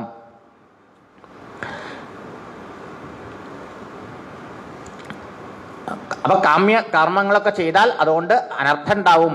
അതുകൊണ്ട് അതല്ല ചെയ്യേണ്ടത്, ഹരിഭജനമാണ് ചെയ്യേണ്ടതെന്ന് അത് പറഞ്ഞു. ഇപ്പൊ പറഞ്ഞു ഒരു വ്യക്തി ചെയ്യേണ്ട നിത്യ നൈമിത്തികാദി കർമ്മങ്ങളൊക്കെ ഉണ്ടല്ലോ. നിയതം കുരു കർമ്മത്വം കർമ്മജ്യായോഹ്യ കർമ്മണ എന്നൊക്കെ ഗീതോപദേശത്തിൽ പറയണ്ടല്ലോ. നിയതകർമ്മം, നിത്യകർമ്മവും നൈമിത്തിക കർമ്മവും ഒക്കെ സധർമ്മമായിട്ട് കർത്തവ്യമായിട്ട് ഒരാൾ ചെയ്യണമെന്നാണ് ശാസ്ത്രം പറഞ്ഞിരിക്കുന്നത്. ഇനിയിപ്പോൾ ഒരുപക്ഷെ ഒരാൾ സ്വധർമ്മത്തെ അനുഷ്ഠിച്ചില്ലെങ്കിലും കൂടി അതിനെ ആദരിച്ചില്ലെങ്കിലും കൂടി ദോഷം വരാൻ പോണില്ല. ഭഗവാനെ ആശ്രയിച്ചിട്ടുണ്ട്, ഹരിഭക്തിയെ ആദരിച്ചിട്ടുണ്ട് എങ്കിൽ നന്ദം. ധർമാചരണത്തെക്കാളും പ്രാധാന്യം ഹരിഭക്തിക്കുണ്ട് എന്ന് കാണിക്കാൻ ഇനി എന്താ അത്? സ്വധർമ്മം തെക്വ, സ്വധർമാചരണത്തെ ഉപേക്ഷിച്ചും ഹരേഹ ചരണാംബുജം ഭജൻ, ആരാണോ ശ്രീഹരിയുടെ ഭഗവാന്റെ പാതാരവിന്ദങ്ങളെ ഭക്തിപൂർവ്വം ഉപാസിക്കുന്നത് ഭജിക്കുന്നത്, അങ്ങനെയുള്ള ഒരുവൻ ആ ജന്മത്തിൽ തന്നെ സാക്ഷാത്കാരം നേടുന്നതിന് മുമ്പ് പതേത് യതി, ഒരു പക്ഷേ പതിച്ചുപോയി. 2 തരത്തിൽ പതനം. എന്നല്ലോ യോഗഭ്രഷ്ടനാവാം, അല്ലെങ്കിലോ മരണം കൊണ്ട് ലക്ഷ്യത്തിൽ എത്രയും മരിച്ചുപോയി തരാം. അങ്ങനെ സംഭവിച്ചു എന്ന് വിചാരിച്ചാൽ എന്താ ദോഷമുണ്ടോ? ഇല്ല. അമുഷ്യക്കും അവനെന്ത് ദോഷം? അവനൊരു ദോഷമില്ല. പിന്നെയോ വീണ്ടും അടുത്ത ജന്മത്തിൽ ഭഗവാനെ ആശ്രയിച്ച ഭക്തന് ആ ജന്മാന്തരങ്ങളിലൊക്കെ പൂർവ്വവാസനയുണ്ടാവും. അതുകൊണ്ട് വീണ്ടും ഭഗവാനെ ഭജിക്കാനുള്ള താല്പര്യം ഉണ്ടാവും. അങ്ങനെ ആ ഭക്തിമാർഗത്തിൽ വീണ്ടും പരിശ്രമിക്കും. അങ്ങനെ ഭഗവാനെ സാക്ഷാത്കരിക്കും. അവനൊരിക്കലും അമംഗളമില്ല.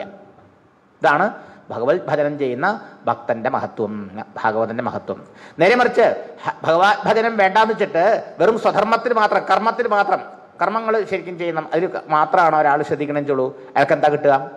ആ കർമ്മങ്ങൾക്കനുസരിച്ചിട്ടുള്ള പുണ്യപാപങ്ങൾക്കനുസരിച്ചിട്ടുള്ള ആ ഫലം അനുഭവിക്കാൻ ജനന മരണങ്ങളിൽപ്പെട്ട് ഉഴലണം. അവനൊരിക്കലും ഭഗവത് പദം കിട്ടില്ല. അതാ കർമ്മം കൊണ്ട് എവിടെ വരെ പോവാം? കർമ്മം കൊണ്ട് പിതൃലോകം ബ്രഹ്മലോകം വരെയൊക്കെ പോവാം. അബ്രഹ്മഭുവനാൽ ലോകാത് പുനരാവർത്തിനോർജുന. കീഴ്പോട്ട് സ്ഥാവരങ്ങൾ വരെയും മേൽപോട്ട് ബ്രഹ്മലോകം വരെയും പോവാം കർമ്മം കൊണ്ട്. പക്ഷേ ഈ പോക്ക് വരവല്ലേയുള്ളൂ. ഗതാഗതം കാമകാമാലബന്ധേന, പോക്കും വരവുമായിട്ട് കഴിയലാണ് അവരുടെ അവസ്ഥ. എന്നാലോ ഭഗവത് ഭക്തന്, ഭഗവാനെ ഉപാസിക്കുന്നവന്, ഭഗവത് കഥാശ്രവണങ്ങളിൽ മുഴുകിക്കൊണ്ട് കഴിയുന്നവന് ഒരിക്കലും കർമ്മത്തിൻ്റെ ബന്ധനം, ഇങ്ങനെ പുണ്യപാപങ്ങളോ അതിൻ്റെ ഫലം അനുഭവിക്കാനുള്ള ജനമരണങ്ങളോ അനുഭവിക്കേണ്ടി വരില്ല.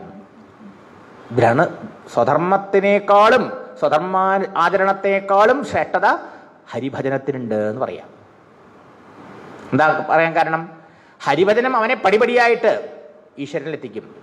എന്നാൽ സ്വധർമ്മോ അവനെ കർമ്മത്തിൻ്റെ ഫലം അനുഭവിക്കാൻ വീണ്ടും വീണ്ടും ഇഹലോകത്തും പരലോകത്തും അങ്ങനെ കൊണ്ടുവന്നുകൊണ്ടിരിക്കും. അവനൊരിക്കലും ഭഗവാനിലെത്താൻ സാധിക്കുന്നില്ല. തസ്യൈവ ഹേതോ പ്രയതേത കോവിദോ ന ലഭ്യതേയൽ ഭ്രമതാമുപര്യധാം തല്ലഭ്യതേ ദുഃഖവദന്യത സുഖം കാലേന സർവത്ര ഗഭീരരംഹസാം. പറയണു. അതുകൊണ്ട് കോവിദൻ എന്ന് പറഞ്ഞാലോ സാമർഥ്യമുള്ള ആള്, സമർത്ഥനായ ഒരാൾ എന്ത് ചെയ്യണം? ഉപര്യധോ ഭ്രമതാം, ഈ കർമ്മത്തിന്റെ ഫലം അനുഭവിക്കാൻ വേണ്ടിയിട്ട് മേലോട്ടും കീഴ്പോട്ടും ഇങ്ങനെ പോയിക്കൊണ്ടിരിക്കുന്ന ആ അവസ്ഥയിൽ നിന്ന് മോചനം നേടാൻ ഇനി എങ്ങും പോക്കുവരവില്ലാത്ത ഭഗവത് പാദങ്ങളിൽ എത്താൻ വേണ്ടി പരിശ്രമം ചെയ്യണമെന്ന് ഭഗവാൻ പറഞ്ഞേക്കണം. എന്താ? മാമുപേത്യ പുനർജന്മ ദുഃഖാലയം അശാശ്വതം ന ആപ്നുവന്തീന. എന്നെ പ്രാപിച്ച ആൾക്ക് മാത്രമേ ഇനി ദുഃഖാലയമായ ദുഃഖത്തിൻ്റെ ഇരിപ്പിടമായ ഈ സംസാരത്തിലേക്ക് ജനിച്ച് മരിച്ച് കഷ്ടപ്പെടേണ്ടി വരാതിരിക്കുള്ളൂ. മറിച്ച് എന്നെ ഭഗവാനെ പ്രാപിക്കണമെങ്കിൽ ഭഗവത് ഭക്തി വേണമല്ലോ. അതിന് ഭഗവത് ഭജനം ചെയ്യണ്ടേ? അത് ചെയ്യാതെ കർമ്മം സൽക്കർമ്മം ആവാം, യാഗമാവാം, യജ്ഞമാവാം, എന്ത് പുണ്യാചരണമാവാം, സധർമ്മം എന്ന് പറഞ്ഞ പേരിൽ അതൊക്കെ ചെയ്ത ആൾക്കാർക്ക് എന്ത് കിട്ടും? മേലെയുള്ള ലോകങ്ങൾ, സ്വർഗാദി ലോകങ്ങൾ, അല്ല ഇനിമേലുള്ള ലോകങ്ങൾ കിട്ടും. അവിടെ പോയാലും പുനരാവർത്തി തിരിച്ചു വരണം. എന്നാൽ ഭഗവാനെ അടഞ്ഞാലോ തിരിച്ചു വരണ്ടെന്നർത്ഥം. അതുകൊണ്ട് ബ്രഹ്മാവ് വരെ മേലോട്ടും സ്ഥാപനം വരെ കീഴ്പോട്ടും തൻ്റെ പുണ്യപാപ കർമ്മങ്ങളുടെ ഫലം അനുഭവിക്കാൻ വേണ്ടി ചുറ്റിക്കറങ്ങിക്കൊണ്ടിരിക്കുന്ന ജീവന്മാർക്ക് സൽഗതിയില്ല. ആ അവസ്ഥ വരാതെ സൽഗതിക്ക് വേണ്ടി, ഈശ്വരപ്രാപ്തിക്ക് വേണ്ടി പരിശ്രമിക്കണം ബുദ്ധിമാൻ, കോവിദൻ. അപ്പം ഇതറിഞ്ഞാലേ പറ്റുള്ളൂ. രണ്ടിൻ്റെയും, ഒന്നിൻ്റെ പരിമിതിയും ഹരിഭജനത്തിൻ്റെ ശ്രേഷ്ഠതയും ധർമാചരണത്തിൻ്റെ പരിമിതി മനസ്സിലാക്കണമല്ലോ. അതെ, അതുകൊണ്ട് വിശേഷ ബുദ്ധിയുള്ള ആൾ എന്ത് ചെയ്യണം?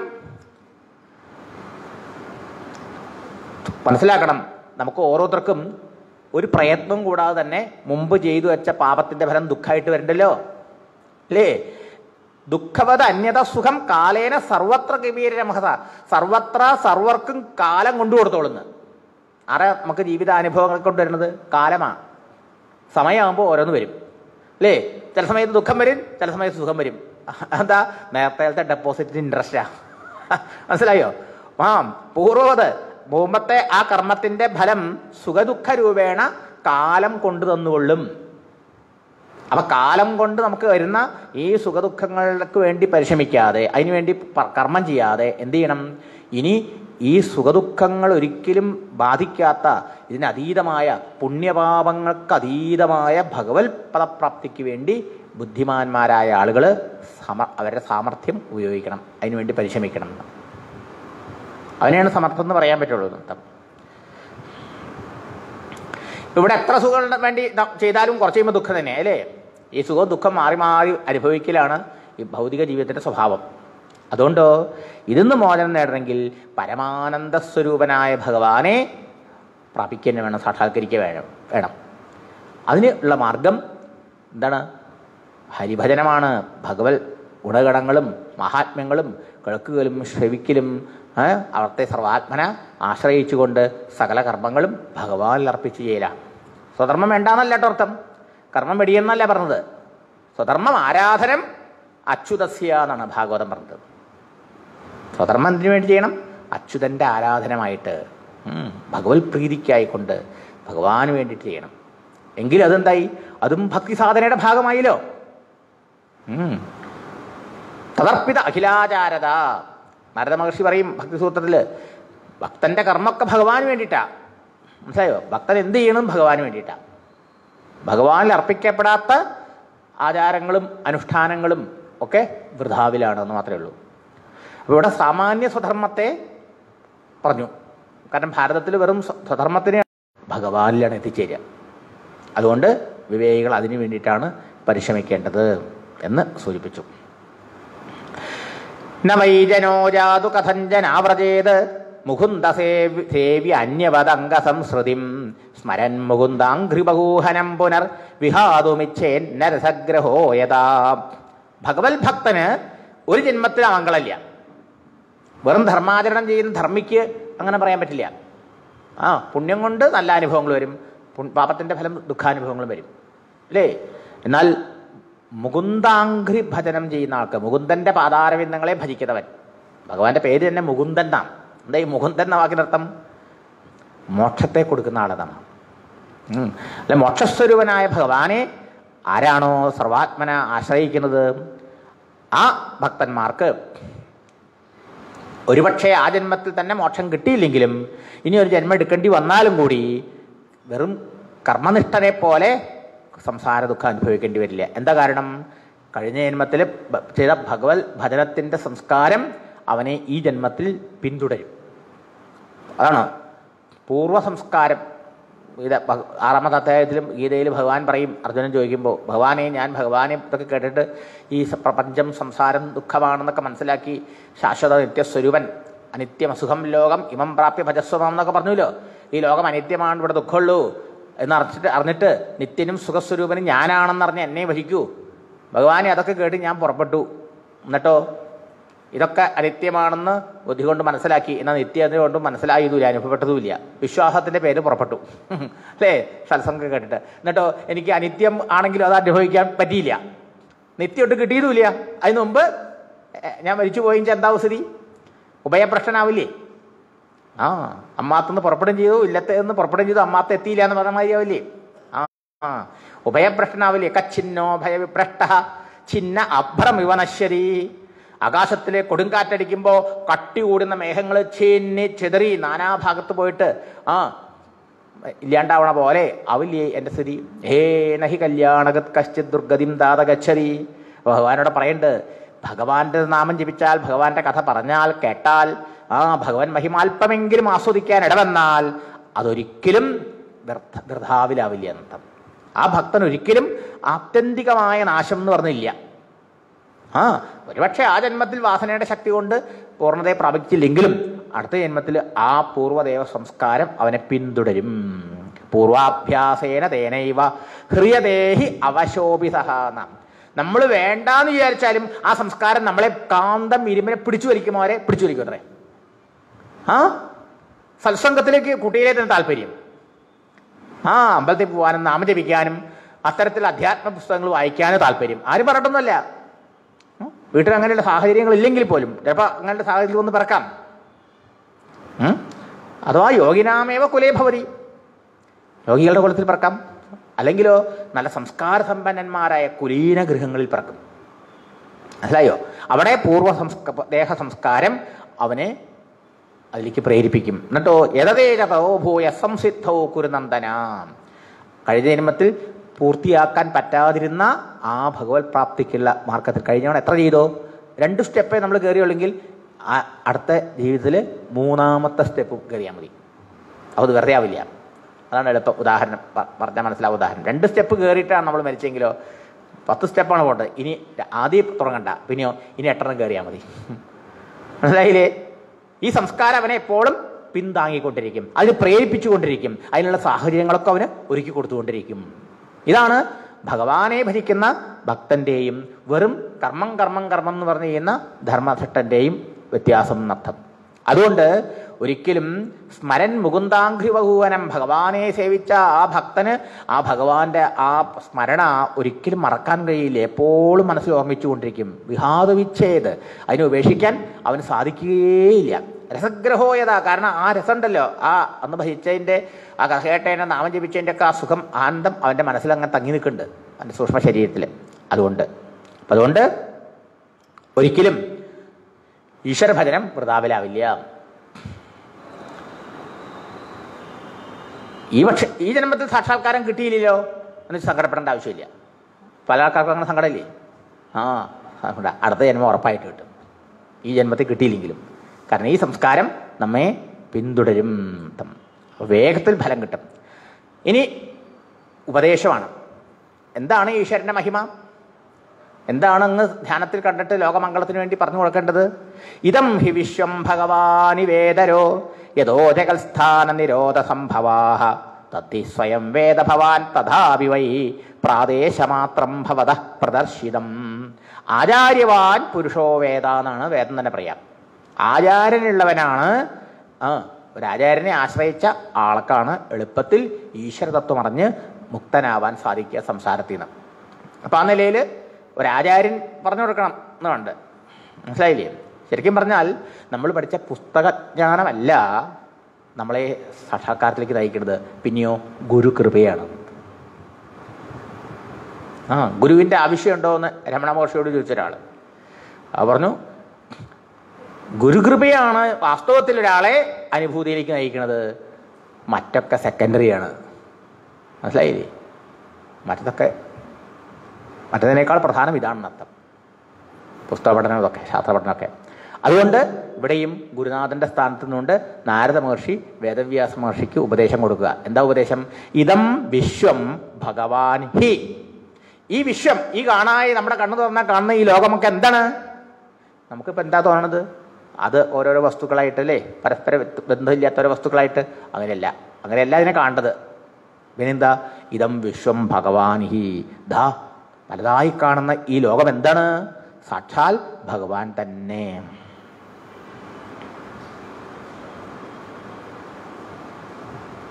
അപ്പോഴാണ് മനസ്സ് ഒന്നിലും ഉറക്കുള്ളൂ. പലത് കണ്ടാലും ഈ പ്രപഞ്ചം ഭഗവാനെന്ന് ഭിന്നല്ല. എങ്ങനെയാണ് പറയണത്? യഥോ ജഗത്സ്ഥാന നിരോധ സംഭവാഹ. ഈശ്വരന് വേറിട്ട് ലോകമില്ല. ഈ ലോകം ഈശ്വരനാണ്. കാരണം ഭഗവാൻ ഉള്ളത് കൊണ്ടാണ് ഈ ലോകം ഉണ്ടാകുന്നതും നിലനിൽക്കുന്നതും. ഭഗവാനെ മാറ്റി നിർത്തിയാലോ ലോകമില്ല. യതഃ ജഗത്സ്ഥാന നിരോധ സംഭവാനർത്ഥം. ഏതൊരു ഭഗവാനിൽ നിന്നാണോ ഈ ജഗത്തിന്റെ ഉത്ഭവവും നിലനിൽപ്പും ഒക്കെ സംഭവിക്കുന്നത്, ആ ഭഗവാനില്ലെങ്കിലോ ലോകമില്ല. എന്നാലോ ഭഗവാൻ ഇതരഹ. എന്നാൽ ഈ ലോകത്തുനിന്ന് വേറിട്ടവനോ ഭഗവാൻ എന്ന് പറഞ്ഞാൽ എന്താ? ഈ ലോകമില്ലെങ്കിലും ഭഗവാൻ ഉണ്മയുണ്ട്. എന്നാൽ ഭഗവാൻ ഇല്ലെങ്കിലോ ലോകത്തിന് ഉണ്മയില്ല, നിലനിൽപ്പില്ല. ലോകം കാണണ്ടോ? അത് ഭഗവാനാണ്. എന്നാൽ ഭഗവാൻ ഇത്രയേ ഉള്ളൂ? അല്ല, ഈ ലോകം ഇല്ലാണ്ടാവും. ലോകം ഇല്ലാണ്ടാവും ഭഗവാൻ ഇല്ലാണ്ടാവണ്ടേ? ഈ ലോകം ഭഗവാൻ ആണെങ്കിൽ അല്ല, ഭഗവാൻ ഈ വിശ്വപ്രപഞ്ചമാണ്, ഭഗവാനാണ്. എന്നാൽ ഭഗവാൻ ഈ ലോകത്തിന് അതീതനുമാണ്. എന്നുപറഞ്ഞാൽ ഭഗവാനെ കൂടാതെ ലോകത്തിന് നിലനിൽക്കാൻ പറ്റില്ല. പക്ഷേ ലോകം ഇല്ലെങ്കിലും ഭഗവാൻ ഉണ്ടാകും, നിലനിൽക്കും. എന്ന് പറഞ്ഞാലോ ഭഗവാനാകുന്ന അധിഷ്ഠാനത്തിലാണ് ഈ ലോകം സത്യമെന്ന് നമുക്ക് തോന്നണത്. ഭഗവാനെ മാറ്റി നിർത്തിയാൽ ലോകത്തിന് ഉണ്മയില്ല. ലോകത്തിന് ആശ്രയം ഭഗവാനാണ്. നൂലിനെ മാറ്റി നിർത്തിക്കഴിഞ്ഞാൽ വസ്ത്രങ്ങൾക്ക് ഉണ്മയുണ്ടോ, നിലനിൽപ്പുണ്ടോ? ഇല്ല. അപ്പോൾ വസ്ത്രത്തിന് ആശ്രയം എന്താ? നൂല്. ആഭരണങ്ങളെയൊക്കെ ആശ്രയം സ്വർണം. സ്വർണത്തെ മാറ്റി നിർത്തിക്കഴിഞ്ഞാൽ ആഭരണങ്ങൾക്ക് ഉണ്മയുണ്ടോ, നിലനിൽപ്പുണ്ടോ? ഇല്ല. തിരമാലകൾക്ക് ആശ്രയം എന്താ? സമുദ്രജലം. സമുദ്രത്തെ മാറ്റിക്കഴിഞ്ഞ് കഴിഞ്ഞാൽ തിരമാലയ്ക്ക് ഉണ്മയുണ്ടോ? ഇതുമാതിരി ആരുള്ളപ്പോഴാണ് ഈ ജഗത്തുള്ളത്? ആരില്ലെങ്കിൽ ജഗത്തില്ല. അതാണ് സത്യം. അതുകൊണ്ട് ഭഗവാൻ ഉണ്ടെങ്കിൽ ജഗത്തുണ്ട്. ഭഗവാൻ ഇല്ലായില്ല. ഭഗവാനുള്ളപ്പോൾ ജഗത്തുണ്ട്, ജഗത്തില്ലപ്പോഴും ഭഗവാനുണ്ട്. അപ്പോൾ ചിലപ്പോൾ മാത്രമുള്ള ഈ ജഗത്ത് സത്യമായി വിശ്വസിക്കാൻ പാടില്ല. മനസ്സിലായില്ലേ? എപ്പോഴും ഉള്ളതായിരിക്കുന്ന വസ്തു ഭഗവാൻ മാത്രം. അതുകൊണ്ട് ആ ഭഗവാനെയാണ് സത്യമായിട്ട് ആശ്രയിക്കേണ്ടത്. ആ ഭഗവാന്റെ ലീലകളെയും മഹിമകളെയാണ് കേൾക്കേണ്ടത്. തത്തി സ്വയം വേദ. ഇത് ഞാൻ പറയേണ്ട ആവശ്യമില്ല. അങ്ങ് സ്വയം അറിയും. അങ്ങ് സർവജ്ഞനാണല്ലോ. അങ്ങ് ഭഗവാനാണ്, ഈശ്വരന്റെ അവതാരമാണ്. തഥാപി അങ്ങനെയാണെങ്കിലും പ്രാദേശമാത്രം ഭവത പ്രദർശിതം. ആചാര്യന്റെ ഉപദേശം ആവശ്യമാണ്, ഗുരുപദേശം ആവശ്യമാണ് എന്നുള്ള ആ സമ്പ്രദായം മാനിച്ചുകൊണ്ട് ഞാൻ അങ്ങോട്ട് കുറച്ചൊന്ന് ചൂണ്ടിക്കാണിച്ചു എന്ന് മാത്രമേ ഉള്ളൂ, ഓർമ്മിപ്പിച്ചു എന്ന് മാത്രമേ ഉള്ളൂ. ഇതാണ് സത്യം. ത്വം ആത്മാനമവേഹി അമോഘദൃക്ക് പരസ്യ പുംസ പരമാത്മനകലാം അജം പ്രജാതം ജഗത ശിവായ തത് മഹാനുഭാവ അഭ്യുദയോധിഗണ്യതാം. അങ്ങാരാണ്? ഈശ്വരന്റെ അവതാരമാണ്. ആത്മാനം സ്വയം ഏവ വേദ. അങ്ങ് അമോഘദൃക്ക്, അങ്ങ് സർവജ്ഞനാണ്, എല്ലാം അറിയുന്ന ആളാണ്.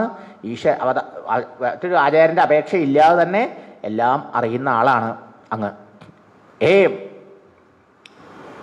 മഹാത്മാവായ മഹാനുഭാവ. വ്യാസമഹർഷി വിളിക്കുക നാരദ മഹർഷി, മഹാനുഭാവ, മഹാത്മാവേ, അങ്ങയുടെ അറിവിന് ഒരിടത്തും മുറിവില്ല, മങ്ങലില്ല. എന്തുകൊണ്ട്? അങ്ങ് ഈശ്വര സ്വരൂപനായതുകൊണ്ട്.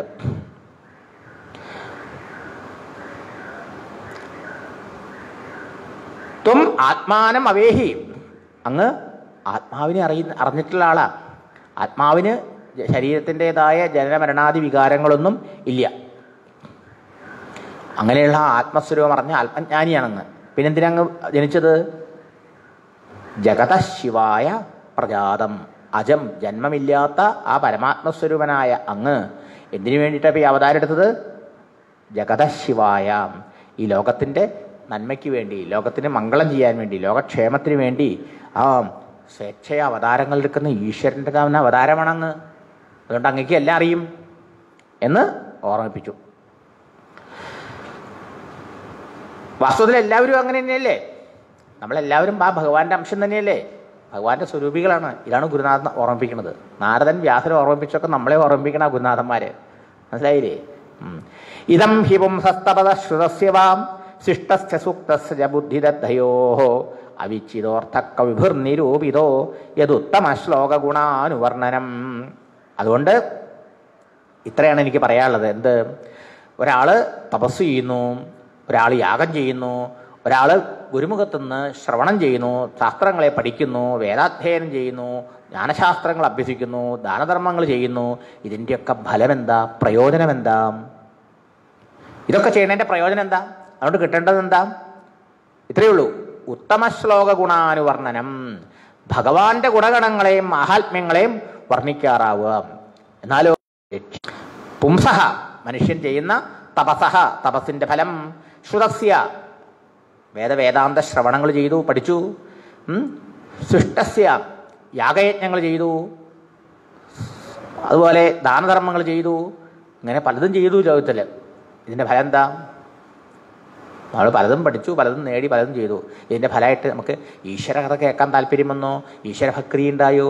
ഈശ്വര മഹിമകളെ വർണ്ണിക്കാൻ താല്പര്യം ജനിച്ചോ? അതാണ് അത്ര പ്രയോജനം. അത് സാധിച്ചിട്ടില്ലെങ്കിലോ എല്ലാം വ്യർത്ഥായി എന്ന് വേണം പറയാൻ. അതാണ് ചുരുക്കത്തിൽ പറഞ്ഞത്. ഇനി ശ്രവണമാത്രം കൊണ്ട് ഭഗവത് ഭക്തിയെ വർദ്ധിപ്പിക്കുന്നതും മനസ്സിലെ ആ കർമ്മവാസനകളൊക്കെ ക്ഷയിപ്പിക്കുന്നതും അജ്ഞാനത്തെ ഇല്ലാണ്ടാക്കി തീർക്കുന്ന ആത്മജ്ഞാനാനുഭവത്തെ തന്ന് അനുഗ്രഹിക്കാൻ കഴിവുള്ളതുമാണ് ഈശ്വരൻ്റെ മഹിമ. അതിൽ താല്പര്യം ഇല്ലാണ്ടായിച്ചാൽ ബാക്കി എന്ത് ചെയ്തിട്ടും കാര്യമില്ല. ഇതുവരെ പറഞ്ഞതിൻ്റെ താല്പര്യം ചുരുക്കത. അതിൽ നമുക്ക് ശ്രദ്ധയുണ്ടാവണം, താല്പര്യം ഉണ്ടാവണം. അതാണ് പ്രയോജനം. ഇതിനു മുമ്പും പറഞ്ഞു എന്ത്? ഭഗവാനിൽ പ്രേമത്തെ വളർത്താൻ കഴിയാത്ത കർമ്മം ശ്രമയേവഹി കേവലം എന്ന്. വെറും വ്യായാമം മാത്രം, ദേഹാധ്വാനം മാത്രം.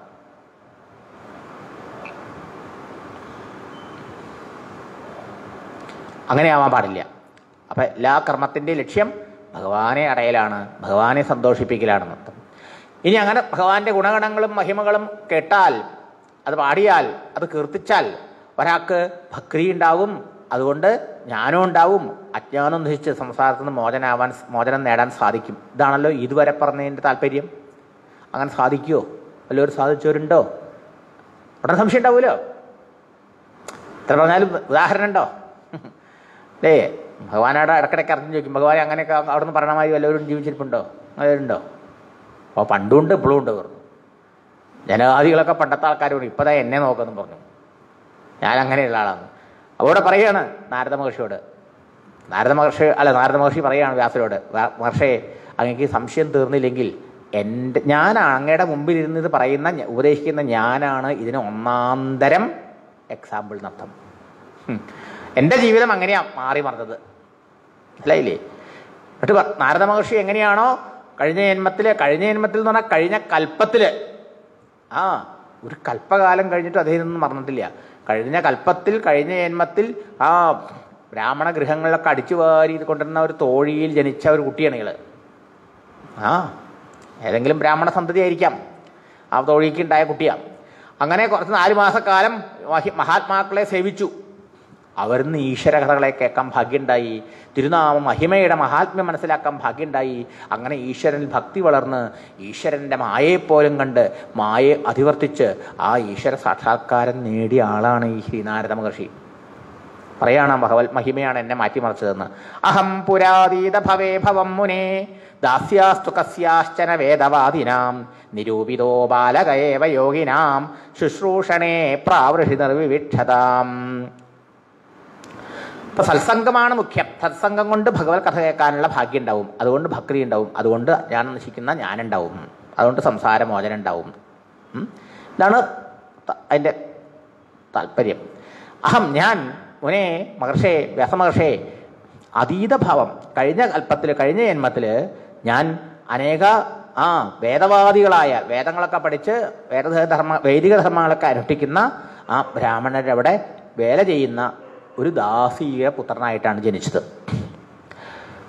കുട്ടിയായിരിക്കുമ്പോൾ തന്നെ, ബാലഹ കൊച്ചു കുട്ടിയായിരിക്കുമ്പോൾ തന്നെ വർഷക്കാലത്ത്, ഒരു ചാതുർമാസ്യക്കാലത്ത് കുറച്ച് യോഗികളെ ശുശ്രൂഷിക്കാനുള്ള ഭാഗ്യമുണ്ടായി.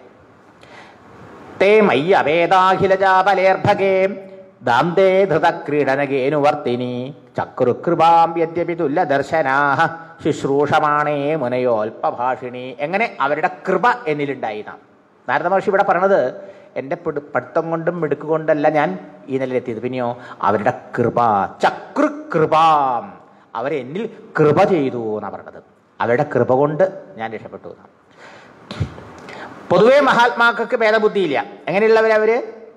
യദ്യപി തുല്യദർശനാഹ, എല്ലാവരിലും ഈശ്വരനെ കാണുന്നവരാ, സമഭാവനയുള്ളവരാണ് ഈ മഹാത്മാക്കള്.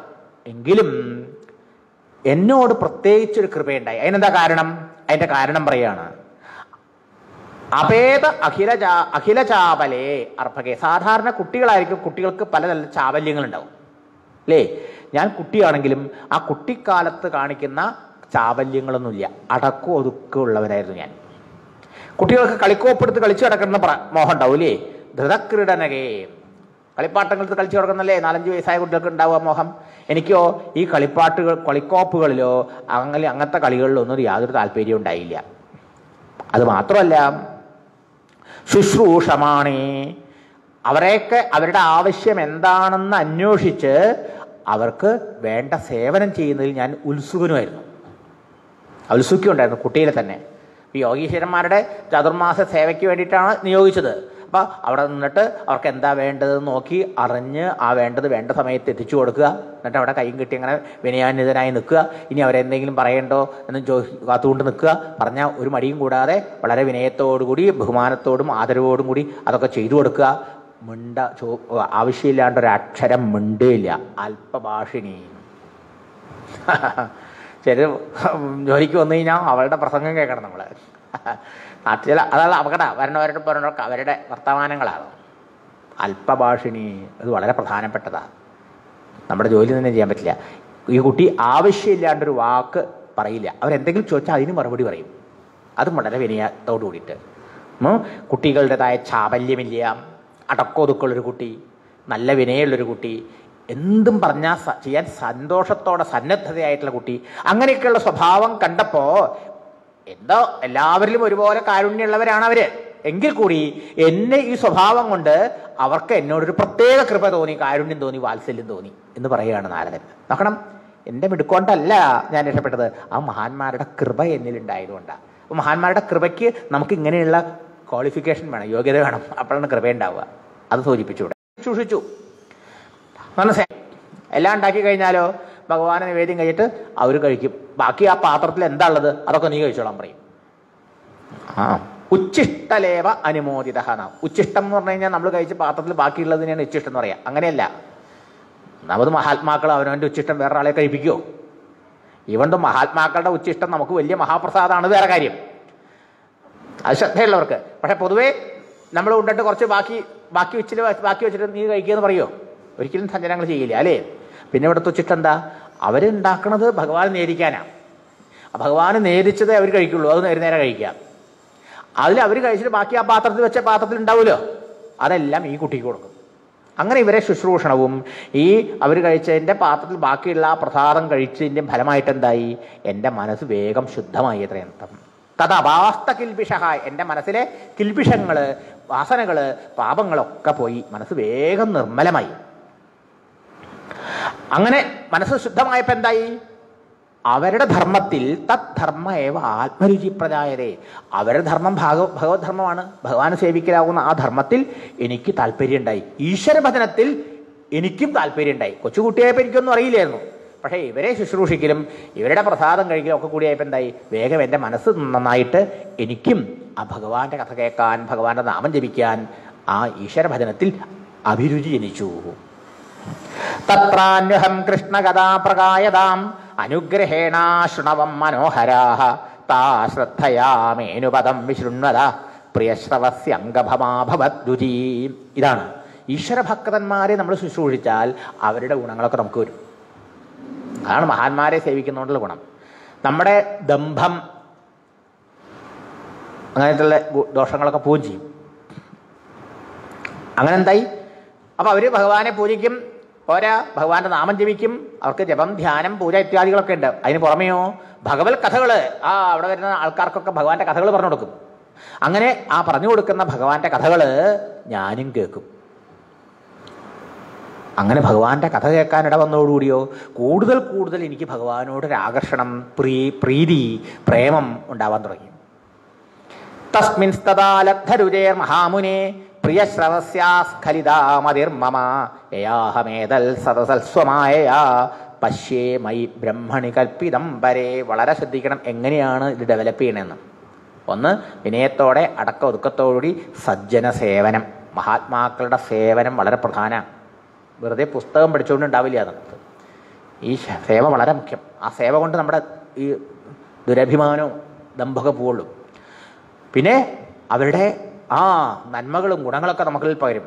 മാത്രമല്ല അവരുടെ ആ ധർമ്മത്തിൽ, ആ ഈശ്വര അനുഷ്ഠാന ധർമ്മത്തിൽ നമുക്ക് താല്പര്യം ഉണ്ടാവും. അവരിൽ നിന്ന് ഈശ്വരമഹിമകളെ നിരന്തരം കേൾക്കാൻ ഇടവരും.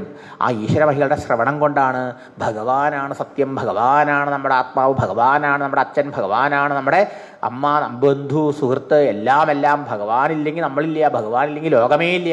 ഭഗവാനെ കൊണ്ടാണ് ഈ ലോകം സത്യമായിട്ടിരിക്കുന്നത്, ഭഗവാനെ കൊണ്ടാണ് ഞാനൊക്കെ ഇവനോടിരിക്കുന്നത് എന്നൊക്കെ അറിയുമ്പോൾ ആ ഈശ്വരൻ്റെ ആ മഹാത്മ്യം കൊണ്ടാണ് നമ്മുടെ ജീവിതവും ലോകജീവിതവും നടക്കുന്ന അറിയുമ്പോൾ ആ ഈശ്വരൻ നമ്മളിലോട് ബന്ധമില്ലാത്ത ഒരാളല്ല. പൊതുവെ ഈശ്വരനെ കുറിച്ച് മനസ്സിലാക്കണേ, എവിടെയോ ലോക സൃഷ്ടി ചെയ്ത് എവിടെ പോയിരിക്കുന്ന ഒരാളെന്നല്ലേ, നമ്മളുമായിട്ടൊരു ബന്ധമില്ലാത്ത ആളെന്നല്ലേ. അങ്ങനെയല്ല, ഈശ്വരനാണ് നമ്മുടെ സർവസ്വവും. ആ ഈശ്വരൻ മാറ്റി നിർത്തിയ എവിടെ ഞാനും എൻ്റെ ജീവിതവും അസാധ്യം. എനിക്ക് അത്രയും കടപ്പെട്ടിരിക്കണം ഭഗവാനോട്, ഈ ലോകത്തിൽ വേറെ ആരോടും അല്ല. ഇതൊക്കെ അറിയാൻ കഴിയും. സത്സംഗം കൊണ്ട് മാത്രമേ അറിയാൻ പറ്റുള്ളൂ. അതൊക്കെ മനസ്സിലായപ്പോൾ എന്തായി? കൂടുതൽ കൂടുതൽ ആ ഈശ്വരനെ ഭജിക്കണം, ആ ഈശ്വരൻ്റെ കഥ കേൾക്കണം, ആ ഈശ്വരൻ ധ്യാനിക്കണം എന്ന് മോഹം വരാൻ തുടങ്ങി. ഇതൊക്കെ നാരദനുണ്ടായി. നാരദനല്ല, അപ്പം നാരദനായിട്ടില്ല, ദാസീപുത്രനാണ്, വേലക്കാരിയുടെ മകനാ ഉണ്ടായി. ആ പ്രസാദം കൊണ്ട് കൂടുതൽ കൂടുതൽ കൂടുതൽ ഭഗവാന്റെ പാദഭക്തി വന്നു. അതോടെന്തായി? മനസ്സ് ഇളക്കമില്ലാണ്ടായി. ലബ്ധരുതേ, ഭഗവാനിൽ പ്രേമം വർദ്ധിച്ചു വരുന്നതോടുകൂടി മതി, എൻ്റെ ബുദ്ധി അസ്ഖലിത, എൻ്റെ മനസ്സ് ചാഞ്ചല്യമില്ലാതെ നിശ്ചലമായി ഭഗവാനിൽ ഇത്രേ. അപ്പോഴോ ഭഗവാന്റെ മായയെ കാണാൻ സാധിച്ചു. ആ മായയെ അതിവർത്തിച്ചിരിക്കുന്ന ഈശ്വരനെ അറിയാൻ സാധിച്ചു. ആ ഭഗവാന്റെ ആ കാരുണ്യം കൊണ്ട് ആത്മബോധമുണ്ടായി. നാം പറയണു, സദസത് സ്വമായ മയി ബ്രഹ്മണി കൽപ്പിതം പരേ. ഇന്ന് മുമ്പ് സൂചിപ്പിച്ചു, രണ്ട് ശരീരത്തെക്കുറിച്ച് പറഞ്ഞു. ഒന്ന് സ്ഥൂല ശരീരം, ഒന്ന് സൂക്ഷ്മ ശരീരം. കാരണം ശരീരം അജ്ഞാനാണ്. അപ്പോൾ സ്ഥൂല ശരീരം ഈ ദേഹം, സൂക്ഷ്മ ശരീരം മനസ്സ്. ഈ ശരീരത്തിലും മനസ്സിലുമാണ് നമ്മൾ അഭിമാനിച്ചിരിക്കുന്നത്. അജ്ഞാനം കൊണ്ട് ശരീരത്തിനെയും ശരീരധർമ്മങ്ങളെയും മനസ്സിനെയും മനസ്സിൻ്റെ ധർമ്മങ്ങളെയും അതിനെ അറിയുന്ന ദ്രഷ്ടാവായ ആത്മാവായ തന്നിൽ ആരോപിച്ചിരിക്കുകയാണെന്ന് പറഞ്ഞു. അത് നമ്മൾ അറിയണില്ല. പക്ഷെ ഇപ്പം നാരദൻ ഇവിടെ പറയുകയാണ്, ഈ സദസച്ച സ്ഥൂലവും സൂക്ഷ്മമായ ശരീരങ്ങളും അതിൻ്റെ ധർമ്മങ്ങളൊക്കെ ആ ആത്മസ്വരൂപനായ എന്നിൽ കൽപ്പിതം, ആരോപിക്കപ്പെട്ടതാണ് എന്ന് എനിക്ക് ബോധ്യമായിന്ന്. ആ ജന്മത്തിൽ തന്നെ ഇത്രയൊക്കെ ആധ്യാത്മികമായി ഉയരുക എന്ന് പറഞ്ഞാൽ എന്താണെന്ന് ആലോചിച്ച് നോക്കൂ. ഈ 4 മാസത്തെ മഹത്സേവയുടെയും ആ ഭഗവത് കഥാശ്രവണത്തിൻ്റെയും തിരുനാമ ജപത്തിൻ്റെയും ഫലമായിട്ട് കുട്ടിയായതുകൊണ്ട് വേഗം ശുദ്ധായി. അതിൻ്റെ ഫലമായിട്ട് എന്തായി? എനിക്ക് മനസ്സിലായി, ഈ ശരീരമോ മനസ്സോ ബുദ്ധിയൊന്നും അല്ല ഞാൻ ശുദ്ധമായ ആത്മസ്വരൂപമാണ്, ബോധസ്വരൂപമാണ്. അതെങ്ങും നിറഞ്ഞിരിക്കുന്ന സർവ്വവ്യാപിയായ ആ പരമാത്മതത്വം തന്നെയാണ്. അതിൽ കൽപ്പിതമാണിതെല്ലാം എന്ന സത്യം എനിക്ക് പ്രത്യക്ഷമായി അനുഭവപ്പെട്ടു. ഇത്തം ശരത്പ്രാവൃതികാവൃതോ ഹരേഹേ വിശൃണ്വതോ മേനുസവം യശോമലം സങ്കീർത്യമാനം മുനിഭിർമഹാത്മഭിർ ഭക്തി പ്രവൃത്ത ആത്മരജ തമോപഹാം. ഇത്തം, ഇപ്രകാരം ആ വർഷക്കാലം കഴിഞ്ഞു, ചാതുർമാസം കഴിഞ്ഞു. അപ്പോഴേക്കും എന്തായി? ആ മുനികള് 3 നേരവും ഭഗവാന്റെ ഭജനുണ്ട്, താമജപുണ്ട്, അതുമാതിരി കഥയുണ്ട്, ഭഗവാന്റെ കഥ പറയും. ഈ 3 നേരവും ഭഗവാനിൻ്റെ മഹിമകൾ ഇവരിന്ന് കേൾക്കുക, കഥകൾ കേൾക്കുക, നാമം ജപിക്കുക. ആ ഈശ്വരഭക്തി അങ്ങനെ വളർന്ന് വളർന്ന് വളർന്ന് വളർന്ന് എന്തായി?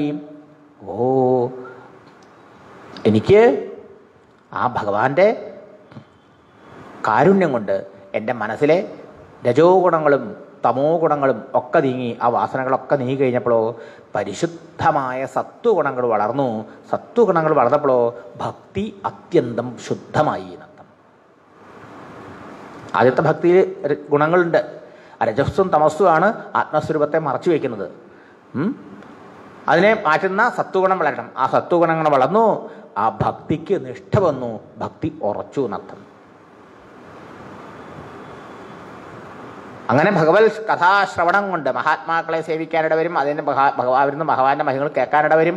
അതുകൊണ്ട് തതോ രജസ്തമോ ഭാവ കാമലോഭാദയശ്ചയേ ചേത ഏതൈരനാവിദ്ധം സ്ഥിതം സത്വേ പ്രസീദതി എന്നൊക്കെ 2ാമത്തെ അധ്യായത്തിൽ പറഞ്ഞു ഓർക്കുക. അവിടെ സിദ്ധാന്തം പറഞ്ഞു, ഇവിടെ ദൃഷ്ടാന്തം പറയാം. അവിടെ ആ അധ്യായത്തിൽ എന്തൊക്കെ പറഞ്ഞോ ശ്ലോകരൂപത്തിൽ അതിനെ മുഴുവൻ നാരദന്റെ ജീവിതത്തിൽ അനുഭവം ഒന്നുകൊണ്ട് കാണിക്കാം. ഭഗവാന്റെ മഹിമകൾ കേട്ട് കേട്ട് കേട്ട് കേട്ട് മനസ്സിലെ രജസ്തമോ ഗുണങ്ങളൊക്കെ പോയി, അതിന്റെ ഫലമായ കാമക്രോധാദികളൊക്കെ നീങ്ങി. അപ്പം എന്തായി? സ്ഥിതം സത്വേ പ്രസതി, മനസ്സ് സത്വഗുണ പ്രധാനമായി മനസ്സിന് പരമമായ ശാന്തി കൈവന്നു. ആ ഭക്തി അത്യന്തം ഉറച്ചു. ആ ഭക്തി വന്നാൽ എന്താ? അങ്ങനെയുള്ള ഭക്തി കൊണ്ട് അദ്ദേഹത്തിന് വിരക്തി വരും. ഭക്തി കൊണ്ട് വിരക്തിയും ആ വിരക്തമായ മനസ്സിൽ ആത്മബോധവും ഉണ്ടാവും. അത് രണ്ടും ഉണ്ടായി അനുഭവപ്പെട്ടു എന്നാണ് നീ പറയുന്നത്. തസ്യൈവം മേനുരക്തസ്യ പ്രശ്രുതസ്യ ഹതൈനസഹ ശ്രദ്ധദാനസ്യ ബാലസ്യ ദാന്തസ്യ അനുചരസ്യ ജാം. ഇങ്ങനെ ഭഗവാനിൽ അത്യന്തം അനുരക്തനും പ്രേമമുള്ളവനും പ്രശ്രുതസ്യ അടക്കോതുക്കവും വിനയുള്ളവനും ഹതൈനസഹ ഭഗവത് കഥാശ്രവണം കൊണ്ട് ഭക്തി കൊണ്ട് സർവ്വവാസനകളും നശിച്ച് പാപം നശിച്ചവനും ശ്രദ്ധദാനസ്യ ഈശ്വരധർമ്മത്തിൽ അത്യധികം ശ്രദ്ധയുള്ളവനും ഈ ഗുരുവാക്യത്തിൽ അത്യന്തം ശ്രദ്ധയുള്ളവനും ദാന്തസ്യ ഇന്ദ്രിയങ്ങളൊക്കെ അടങ്ങിയവനുമാണ് ഈ കുട്ടി. അങ്ങനെയായിരുന്നു ഈ കുട്ടിയുടെ ജീവിതം. അങ്ങനെയുള്ള അനുചരസ്യ എപ്പോഴും അനുചരനായിട്ട് കിങ്കരനായിട്ട് ഈ മഹാന്മാരുടെ പിന്നാലെ നടക്കും. അങ്ങനെയുള്ള ബാലനായ എന്നോട് അവർക്ക് എന്തുണ്ടായി? കൃപയുണ്ടായി. വീണ്ടും കൃപയാ ദീനവത്സലാഹ, ദീനന്മാരിൽ പാവങ്ങളോട് കാരുണ്യം എപ്പോഴും ഉണ്ടാവും മഹാത്മാക്കൾക്ക്. ഇങ്ങനെയൊക്കെയുള്ള സ്വഭാവം എൻ്റേത്. എന്ത്? പരമഭക്തനാണ്, ഭഗവാനിൽ അനുരക്തനാണ്, വിനയാന്വിതനാണ്, പാവങ്ങളൊക്കെ നശിച്ചവനാണ്, ഭഗവത് കഥകളിലും മഹാത്മാക്കളുടെ വാക്കിലും ശ്രദ്ധയുള്ളവനാണ്, ഇന്ദ്രിയങ്ങൾക്ക് അടക്കം വന്നവനാണ്, ഈ മഹാത്മാക്കളുടെ പിന്നാലെ അവർ പറയണത് അനുസരിച്ച് എന്തും ചെയ്യാൻ തയ്യാറായി സഞ്ചരിക്കുന്നവനാണ്. അങ്ങനെയൊക്കെയുള്ള എൻ്റെ ഈ സ്വഭാവം കൊണ്ട് അവർക്ക് എന്നോട് അത്യധികം കൃപയുണ്ടായപ്പോൾ എന്തുണ്ടായി? അവർ ഈ ചാതുർമാസ്യ വ്രതം കഴിഞ്ഞ് അവിടുന്ന് പോണതിന് മുമ്പ് എനിക്ക് സാക്ഷാൽ ഭഗവതോദിതം ഗുഹ്യതമം ജ്ഞാനം അന്വവോചൻ, അത്യന്തം ശ്രേഷ്ഠമായതും രഹസ്യമായതും ഭഗവാൻ തന്നെ തൻ്റെ ഭക്തന്മാർക്ക് മോക്ഷത്തിന് വേണ്ടി ഉപദേശിച്ചതായ ഭഗവാന്റെ സ്വരൂപജ്ഞാനം എനിക്ക് ഉപദേശിച്ചു തന്നു എന്നർത്ഥം. അതാ ധർമ്മജ്ഞാനം ഗുഹ്യമാണ്, ഈശ്വരജ്ഞാനം ഗുഹ്യതമമാണ്. ധർമ്മത്തിൻ്റെ രഹസ്യം തന്നെ സാധാരണക്കാരൻ അറിയാൻ കഴിയില്ല. ഭഗവത് സ്വരൂപത്തെക്കുറിച്ച് ഭഗവാൻ തന്നെ പറഞ്ഞതാണ് ഭാഗവധർമ്മം. ആ ഭഗവത് സ്വരൂപജ്ഞാനം അത്യന്തം ഗുഹ്യ രഹസ്യമായത്, അത്യന്തം ശ്രേഷ്ഠമായത് എന്നോടുള്ള കൃപ കൊണ്ട് അവരെനിക്ക് ഉപദേശിച്ചു തന്നു. യേനൈവാഹം ഭഗവതഃ വാസുദേവസ്യ വേദസ മയാ മായാനുഭാവമവിധം യേന ഗച്ഛന്തി തൽപദം. ആ ജ്ഞാനത്തിൻ്റെ മഹിമെന്താ? അവരുപദേശിച്ച ആ ജ്ഞാനത്തിൻ്റെ മഹിമെന്താ? ഈ ജ്ഞാനം കൊണ്ട് ഭഗവാന്റെ മായയെ ജയിക്കാൻ സാധിക്കും. ഏനൈവ, അവരുടെ ആ ഉപദേശം കൊണ്ട് തന്നെ അഹം ഞാൻ ഭഗവതഃ ലോകസൃഷ്ടാവായ പ്രപഞ്ച സൃഷ്ടി സംഹാരങ്ങളിൽ ലീലയാ നടത്തിക്കൊണ്ടിരിക്കുന്ന ഭഗവാൻ ശ്രീ വാസുദേവന്റെ മായയുടെ മഹത്വത്തെ വൈഭവത്തെ അറിഞ്ഞു എന്ന് മാത്രമല്ല, ആ ജ്ഞാനം കൊണ്ട് ഏന തൽപദം ഗച്ഛന്തി, ആ ഭഗവാന്റെ പാതാരബിന്ദങ്ങളിൽ എത്തിച്ചേരാൻ സാധിക്കുകയും ചെയ്തു. ഈ ജ്ഞാനം കൊണ്ടാണ്, മഹാത്മാക്കളുടെ അനുഗ്രഹം കൊണ്ടുണ്ടാവുന്ന ശുദ്ധ ഹൃദയത്തിൽ ഉദിക്കുന്ന ആ ആത്മജ്ഞാനം കൊണ്ടാണ് ഈശ്വരാനുഭവം ഉണ്ടാവുക എന്നർത്ഥം. അതുണ്ടായി. അപ്പം ഇതൊക്കെ എങ്ങനെ സാധിച്ചു? കേവലം ഹരികഥാശ്രവണം കൊണ്ട് അല്ലേ? 4 മാസത്തെ ചാതുർമാസ്യ വ്രതത്തിൽ ഈ മഹാത്മാക്കളെ സേവിക്കാനും അവരുടെ ധർമ്മത്തിൽ അഭിരുചി ജനിക്കാനും അവരുടെ മുഖത്തുനിന്ന് ഭഗവാന്റെ ഗുണഗണങ്ങളും മഹാത്മ്യങ്ങളും കേട്ടതിൻ്റെ ഫലമായിട്ടുണ്ടായ ഭക്തിയുടെ മഹത്വം കൊണ്ട് ആ വാസനകളൊക്കെ ക്ഷയിച്ച് മനസ്സ് ശുദ്ധമായപ്പോൾ ആ ജ്ഞാനത്തിനുള്ള പാത്രത വന്നു. ആ ജ്ഞാനവും അവർ ഉപദേശിച്ചു.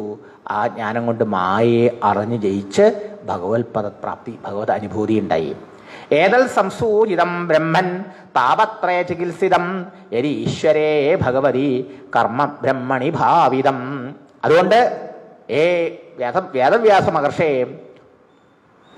എന്താണ് സകലവിധ ദുഃഖങ്ങളെയും ഇല്ലാണ്ടാക്കാനുള്ള ഏക ഔഷധം? ഒറ്റമൂലി. എന്തൊക്കെ ദുഃഖങ്ങൾ അനുഭവിക്കുന്നത്? താപത്രയം. പലതരത്തിലുള്ള താപങ്ങൾ, ദുഃഖങ്ങളുണ്ടല്ലേ, അതിനുള്ള ചികിത്സ, അതിനുള്ള ഔഷധം മരുന്ന് എന്താ? താപത്രയ ചികിത്സം. പലതരത്തിൽ ദുഃഖങ്ങൾ അനുഭവിക്കുന്ന ആളുകളുടെ സകലവിധമാനങ്ങളായ ദുഃഖങ്ങളെയും തീർക്കാനുള്ള സിദ്ധൌഷധം ഇതാണ്. എന്താ? സർവചരാചരങ്ങളുടെയും ഹൃദയത്തിൽ അന്തര്യാമിയായിരുന്നുകൊണ്ട് എല്ലാവർക്കും ഈ ശരീര മനോബുദ്ധികളെ പ്രവർത്തിപ്പിച്ചുകൊണ്ട് അവർക്ക് ജീവൻ കൊടുത്തുകൊണ്ട് അവർക്ക് എല്ലാം ചെയ്യാനുള്ള സാമർഥ്യം കൊടുത്ത് നമ്മെ അനുഗ്രഹിച്ചു കൊണ്ടിരിക്കുന്ന ആ സർവേശ്വരൻ്റെ പാദങ്ങളിൽ നമ്മളുടെ കർമ്മങ്ങൾ അർപ്പിക്കുക. ആ കർമ്മങ്ങളെ കൊണ്ട് അവനെ ആരാധിക്കുക എന്നുള്ളതാണ് ഈ സംസാര ദുഃഖങ്ങളിൽ നിന്ന് മോചനം നേടാനുള്ള ഒറ്റമൂലി അഥവാ സിദ്ധൌഷധം. ഇത് ഈശ്വരേ ഭഗവതി, ഈശ്വരനായ ഭഗവാനിൽ കർമ്മ ബ്രഹ്മണി ഭാവിതം, കർമ്മങ്ങൾ അർപ്പിക്കുക എന്നർത്ഥം. സകല കർമ്മങ്ങളും ഭഗവത് അർപ്പണം ചെയ്യലാണ് സംസാര ദുഃഖങ്ങളിൽ നിന്ന് മോചനം നേടാനുള്ള എളുപ്പ വഴി എന്നർത്ഥം. എങ്ങനെ ഈ ദുഃഖങ്ങളെ അതിവർത്തിക്കാം? യാതൊന്നു ദൈവതതു നാരായണാർച്ചനകൾ, ചെയ്യുന്ന കർമ്മങ്ങളൊക്കെ ഭഗവാനെ അവിടത്തും പ്രേരിപ്പിച്ച് നടക്കണു. അവിടുന്ന് ഉള്ളിൽ അന്തര്യാമിയായിരുന്നിരിക്കും നമുക്ക് വല്ലതും ചെയ്യാൻ കഴിയുമോ? നമുക്ക് വല്ലതും പറയാൻ കഴിയുമോ? നമുക്ക് ജീവൻ ഉണ്ടാവുമോ? ഉണ്ടാവില്ല. അപ്പോൾ നമുക്ക് ശക്തിയും ബുദ്ധിയും സാമർഥ്യവും ദേഹവും മനസ്സും ബുദ്ധിയും അത് തന്നതും അതിനെയൊക്കെ പ്രവർത്തിപ്പിച്ചുകൊണ്ടിരിക്കുന്നതും നമുക്ക് ചുറ്റുപാടൊരുക്കി തന്നതും എല്ലാം പ്രഭു എന്നറിഞ്ഞ് ആ കർമ്മങ്ങൾ അവിടുത്തെ സന്തോഷത്തിനായി ഭരണമേ എന്ന് ഭാവിച്ച് ഭഗവാനിൽ അർപ്പിക്കലാണ് പലതരത്തിലുള്ള സംസാര ദുരിതങ്ങളിൽ നിന്ന് മോചനം നേടാൻ ആഗ്രഹിക്കുന്ന ആൾക്കാർ ചെയ്യേണ്ടത്. ഇതാണ് അതിനുള്ള ചികിത്സ. ഇതൊരു രോഗമാണെങ്കിൽ ചികിത്സ വേണല്ലോ. ഇതാ ആമയോയശ്ച ഭൂതാനാം ജായതേന സുവ്രതാം തദേവ ഹ്യാമയം ദ്രവ്യം പുനാതി ചികിത്സിതം. അതെങ്ങനെയാ? കർമ്മം എപ്പോഴും നേരത്തെ പറഞ്ഞത്, നിങ്ങൾ കർമ്മം ചെയ്ത് മാത്രം ചെയ്തിട്ട് കാര്യമില്ല. കർമ്മം വീണ്ടും പുണ്യപാപ ഫലങ്ങളെ ഉണ്ടാക്കും. അത് അനുഭവിക്കാൻ വേണ്ടി ഉത്കൃഷ്ട ശരീരങ്ങളും നികൃഷ്ട ശരീരങ്ങളൊക്കെ മാറി മാറി എടുക്കേണ്ടി വരുന്നല്ലേ? മേലോട്ട് ബ്രഹ്മലോകം വരെയും താഴോട്ട് സ്ഥാവര വരെയുള്ള ശരീരങ്ങളെടുത്ത് മാറി മാറി സുഖദുഃഖങ്ങൾ അനുഭവിക്കേണ്ടി വരുന്നല്ലേ പറഞ്ഞത്? അതെ. പക്ഷെ ഇപ്പം പറയണം മറിച്ചാന്നു. മറിച്ച ഒരു ഉദാഹരണം പറയാം. ചില വസ്തുക്കൾ നമ്മൾ കുറച്ച് ജാസ്തി കഴിച്ചാൽ അത് തന്നെ നമുക്ക് പല അസുഖങ്ങളുണ്ടാക്കും അല്ലേ? ഇപ്പം നെയ്യ് നല്ലതാ. എന്നുവെച്ചാൽ നെയ്യ് ധാരാളം കഴിച്ച് കഴിഞ്ഞാൽ ദഹനക്കേട് പിടിക്കും, പല സുഖക്കേടുകൾ വരും അല്ലേ? എന്നാൽ അതിൽ കുറച്ച് മരുന്നുകൂട്ടൊക്കെ ചേർത്തിട്ട് ഒന്ന് കാച്ചുക. മരുന്നൊക്കെ അരച്ച് ചേർത്തിട്ട് ആ നെയ്യ് കാച്ചി കഴിച്ചാലോ ഈ നെയ്യ് കഴിച്ചിട്ടുണ്ടായ അസുഖത്തിന് മരുന്നായി. അത് മനസ്സിലായോ? അത് ആ ദോഷത്തെ ഇല്ലാണ്ടാക്കും. മനസ്സിലായില്ലേ? ഇതുപോലെയാണ് സാധാരണ കർമ്മം എപ്പോഴും കർമ്മവാസനകളെ ജനിപ്പിച്ച് പുതിയ ജന്മങ്ങൾക്ക് കാരണമാക്കും. അങ്ങനെയാണ് അത് ബന്ധനത്തിന് കാരണമാവുന്നത്. എന്നാൽ സംസാരത്തെ വീണ്ടും വീണ്ടും ഉണ്ടാക്കുന്ന അതേ കർമ്മം എങ്ങനെയാണ് സംസാരത്തെ ജയിക്കാൻ, ഈ എല്ലാ സംസാര ദുഃഖങ്ങളെ അതിവർത്തിച്ച് പരമാത്മ സാക്ഷാത്കാരത്തിന് സഹായിക്കുന്നത് എന്നാണെങ്കിൽ ഇങ്ങനെയാണ്. ദ്രവ്യം വീണ്ടും മരുന്ന് ചേർത്ത് നമ്മൾ കഴിച്ചു എന്ന് വെച്ചാൽ അതുകൊണ്ട് വന്ന ദോഷം ഇല്ലാണ്ടാക്കുന്നത് പോലെ. ഉദാഹരണം നെയ്യ്. ഇതുപോലെയാണ് കർമ്മം. സാധാരണ കർമ്മമാണ് നമുക്ക് വീണ്ടും വീണ്ടും വാസനകൾക്ക് ജന്മത്തിനും കാരണമാക്കുന്നത്. പുതിയ ജന്മത്തിനുള്ള വിത്ത് എന്താണ്? കർമ്മവാസനകൾ കർമ്മം കൊണ്ടുണ്ടാവണതാ. ഏവം നൃണാം ക്രിയായോഗാഃ സർവേ സംസൃതിഹേതവ തയേവ ആത്മവിനാശായ കൽപ്പന്തേ കൽപ്പിതാ പരേ. എന്താ? എല്ലാ പ്രവൃത്തികൾക്കും ഗുണവും ദോഷമുണ്ട് അല്ലേ? ദോഷരഹിതമായ ഒരു കർമ്മമില്ല എന്നാണ് പറഞ്ഞത്. തീയില്ലാതെ പുകയില്ലാതെ തീ ഉണ്ടാവുമോ? സർവാരംഭാഹി ദോഷേണ ധൂമേന അഗ്നിരിവാവൃത എന്നൊക്കെ ഗീതയിൽ ഭഗവാൻ പറയുന്നുണ്ട്. തീ ഉണ്ടെങ്കിൽ കുറച്ച് പുക ഉണ്ടാവാണ്ടിരിക്കാൻ പറ്റില്ല. അടുപ്പിൻ്റെ അടുത്ത് പോയാൽ കുറച്ച് പുക കേൾക്കേണ്ടി വരും. അതില്ലാതെ തീ ഉണ്ടാവില്ല. അതുപോലെ ദോഷമില്ലാത്തൊരു കർമ്മമില്ല. അപ്പോൾ മൊത്തത്തിൽ കർമ്മങ്ങൾ പുണ്യപാപ രൂപങ്ങളാണ്. അത് നമ്മളെ സുഖദുഃഖങ്ങൾ അനുഭവിപ്പിക്കാൻ വേണ്ടി വീണ്ടും വീണ്ടും ജനിപ്പിക്കുകയും ചെയ്യും. ഇതാണ് കർമ്മത്തിൻ്റെ ദോഷം. പക്ഷേ ഇതേ കർമ്മങ്ങളെ തന്നെ ഈശ്വരന് സമർപ്പിച്ചാലോ ഏവ ആത്മവിനാശായ, തൻ്റെ ബന്ധനത്തിന് കാരണമാക്കിയ ഇതേ കർമ്മങ്ങൾ നമ്മുടെ മോചനത്തിന് കാരണമാവും. സംസാര ദുഃഖങ്ങളെ ഉണ്ടാക്കി തീർക്കുന്ന കർമ്മങ്ങൾ സംസാര ദുഃഖങ്ങളിൽ നിന്ന് മോചനം നേടാൻ നമ്മെ സഹായിക്കും. അതാണ് ക്രിയായോഗം, കർമ്മയോഗം. ഇതാണ് വീണ്ടും വീണ്ടും വീണ്ടും നമ്മൾ മനസ്സിലാക്കേണ്ടതെന്നർത്ഥം. കർമ്മം എല്ലാവരും ചെയ്യുന്നുണ്ട്. അപ്പോൾ ആ കർമ്മം കൊണ്ട് വീണ്ടും കർമ്മ കുരുക്കിൽപ്പെടാതെ, ബന്ധനത്തിൽ അകപ്പെടാതെ അതൊന്ന് മോചിപ്പിക്കണമെങ്കിലോ ഈ കർമ്മങ്ങൾ ഭഗവത് സ്മരണയോടെ, ഭഗവാന്റെ സാന്നിധ്യം നമ്മുടെ ഉള്ളിൽ എങ്ങനെയാണ്, ഭഗവാൻ ഇല്ലെങ്കിൽ നമുക്ക് ജീവിതവും ഇല്ല, നമുക്കൊന്നും ചെയ്യാനുള്ള കഴിവുമില്ല. വെറും പപ്പറ്റ്സ് നമ്മൾ ഭഗവാന്റെ കയ്യിൽ അല്ലേ. പാവകളെ കളിപ്പിക്കുന്ന പാവകളിക്കാരൻ ചരട് ധരിക്കുന്ന പോലെ നമ്മൾ.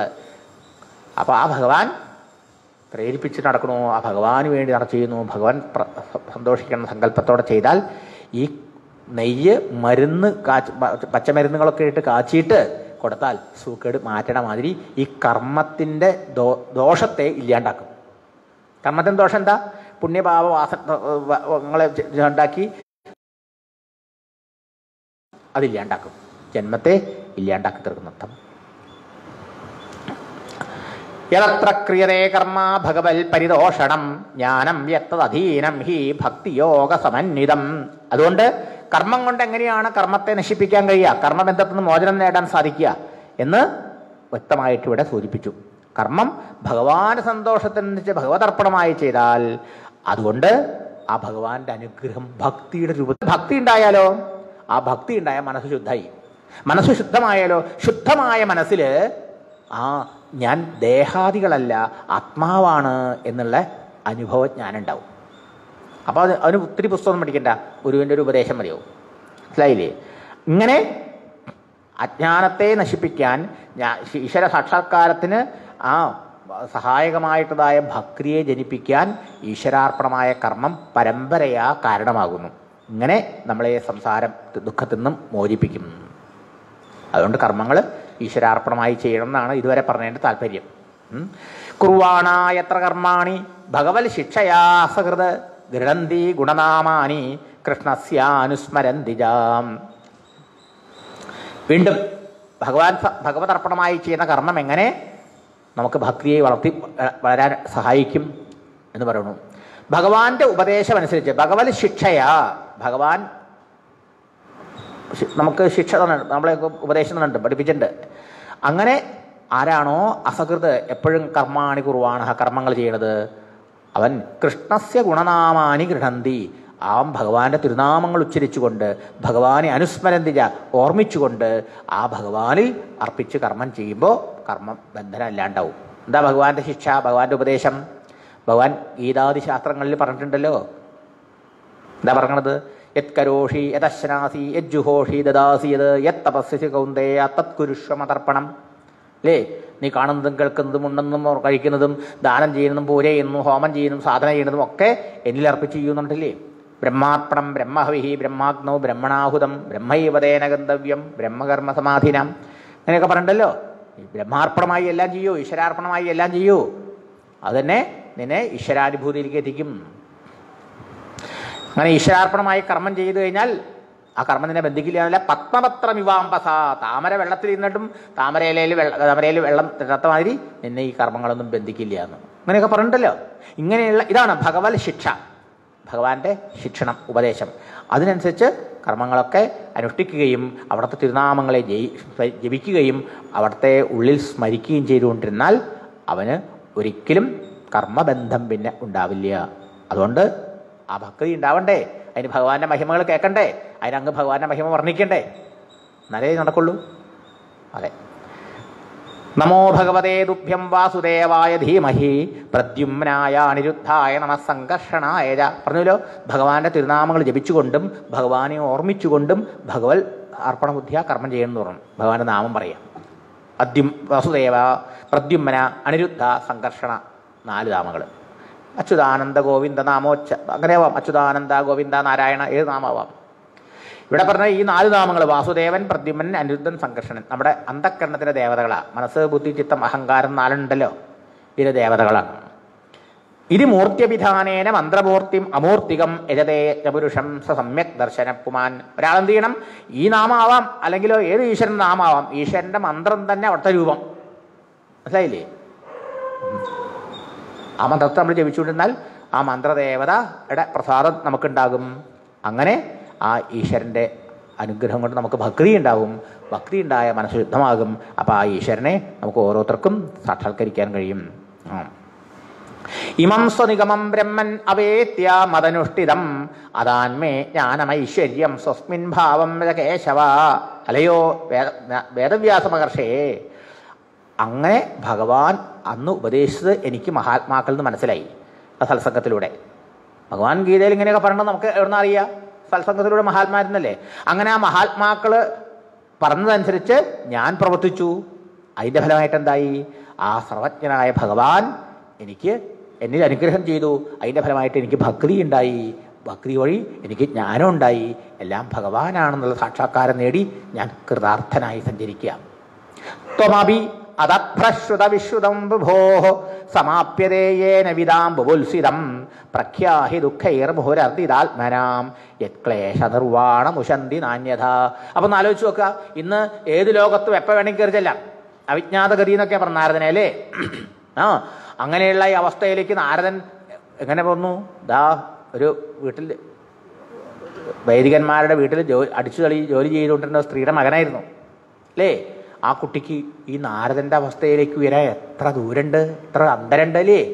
ഇതെങ്ങനെയാ ആ കുട്ടി പിന്നിട്ടത്? കേവലം ഈശ്വരഭക്തിയുടെ പ്രഭാവം കൊണ്ട്. അതെങ്ങനെ സാധിച്ചു? മഹാത്മാക്കളെ സേവിച്ചതുകൊണ്ട്. അതെങ്ങനെ സാധിച്ചു? അവരിൽ നിന്ന് ഭഗവാന്റെ മഹിമകളെ കേൾക്കാനിട വന്നതുകൊണ്ട്. അതിന് ഭക്തി ഉണ്ടായി, ജ്ഞാനം ഉണ്ടായി, മുക്തി ഉണ്ടായി, എല്ലാം കൈവന്നു. അതുകൊണ്ട് എനിക്കിങ്ങനെ വന്നു എന്നതുകൊണ്ട് നിങ്ങൾക്കും ഇങ്ങനെ വരും.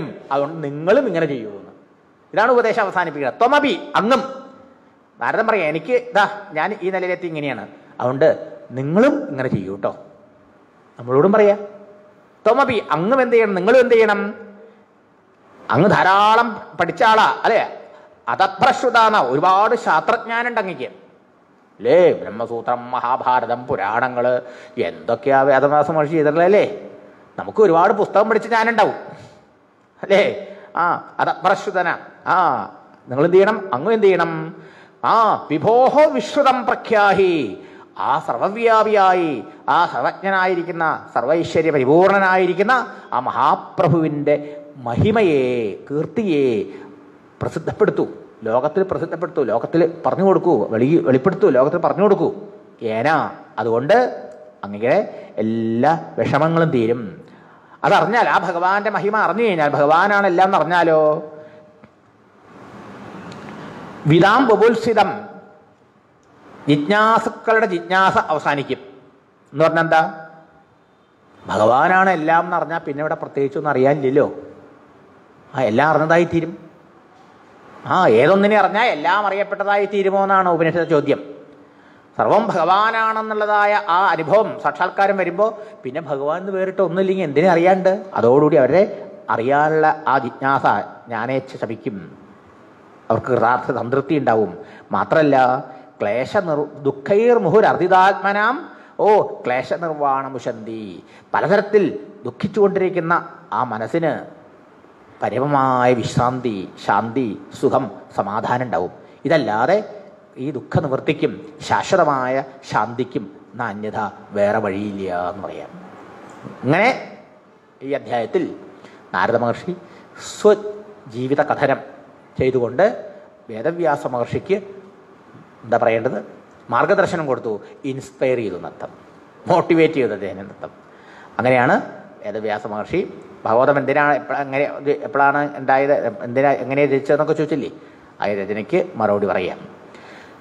നമാമി നാരായണ പാദപങ്കജം കരോമി നാരായണ പൂജനം സദാ വദാമി നാരായണ നാമ നിർമ്മലം സ്മരാമി നാരായണ തത്വമവ്യയം. നാരായണ നാരായണ നാരായണ നാരായണ നാരായണ നാരായണ നാരായണ നാരായണ നാരായണ നാരായണ നാരായണ നാരായണ നാരായണ. ഓം സ്വസ്തി പ്രജാഭ്യഃ പരിപാലയന്താം ന്യായേന മാർഗേണ മഹിം മഹീഷാഃ. ഗോബ്രാഹ്മണേഭ്യഃ ശുഭമസ്തു നിത്യം. ലോകാഃ സമസ്താഃ സുഖിനോ ഭവന്തു. കായേന വാചാ മനസേന്ദ്രിയൈർവാ ബുദ്ധ്യാത്മനാ വാ പ്രകൃതേ സ്വഭാവാത് കരോമി യദ്യൽ സകലം പരസ്മൈ നാരായണായേതി സമർപ്പയാമി. ഹരി ഓം തത്സത്.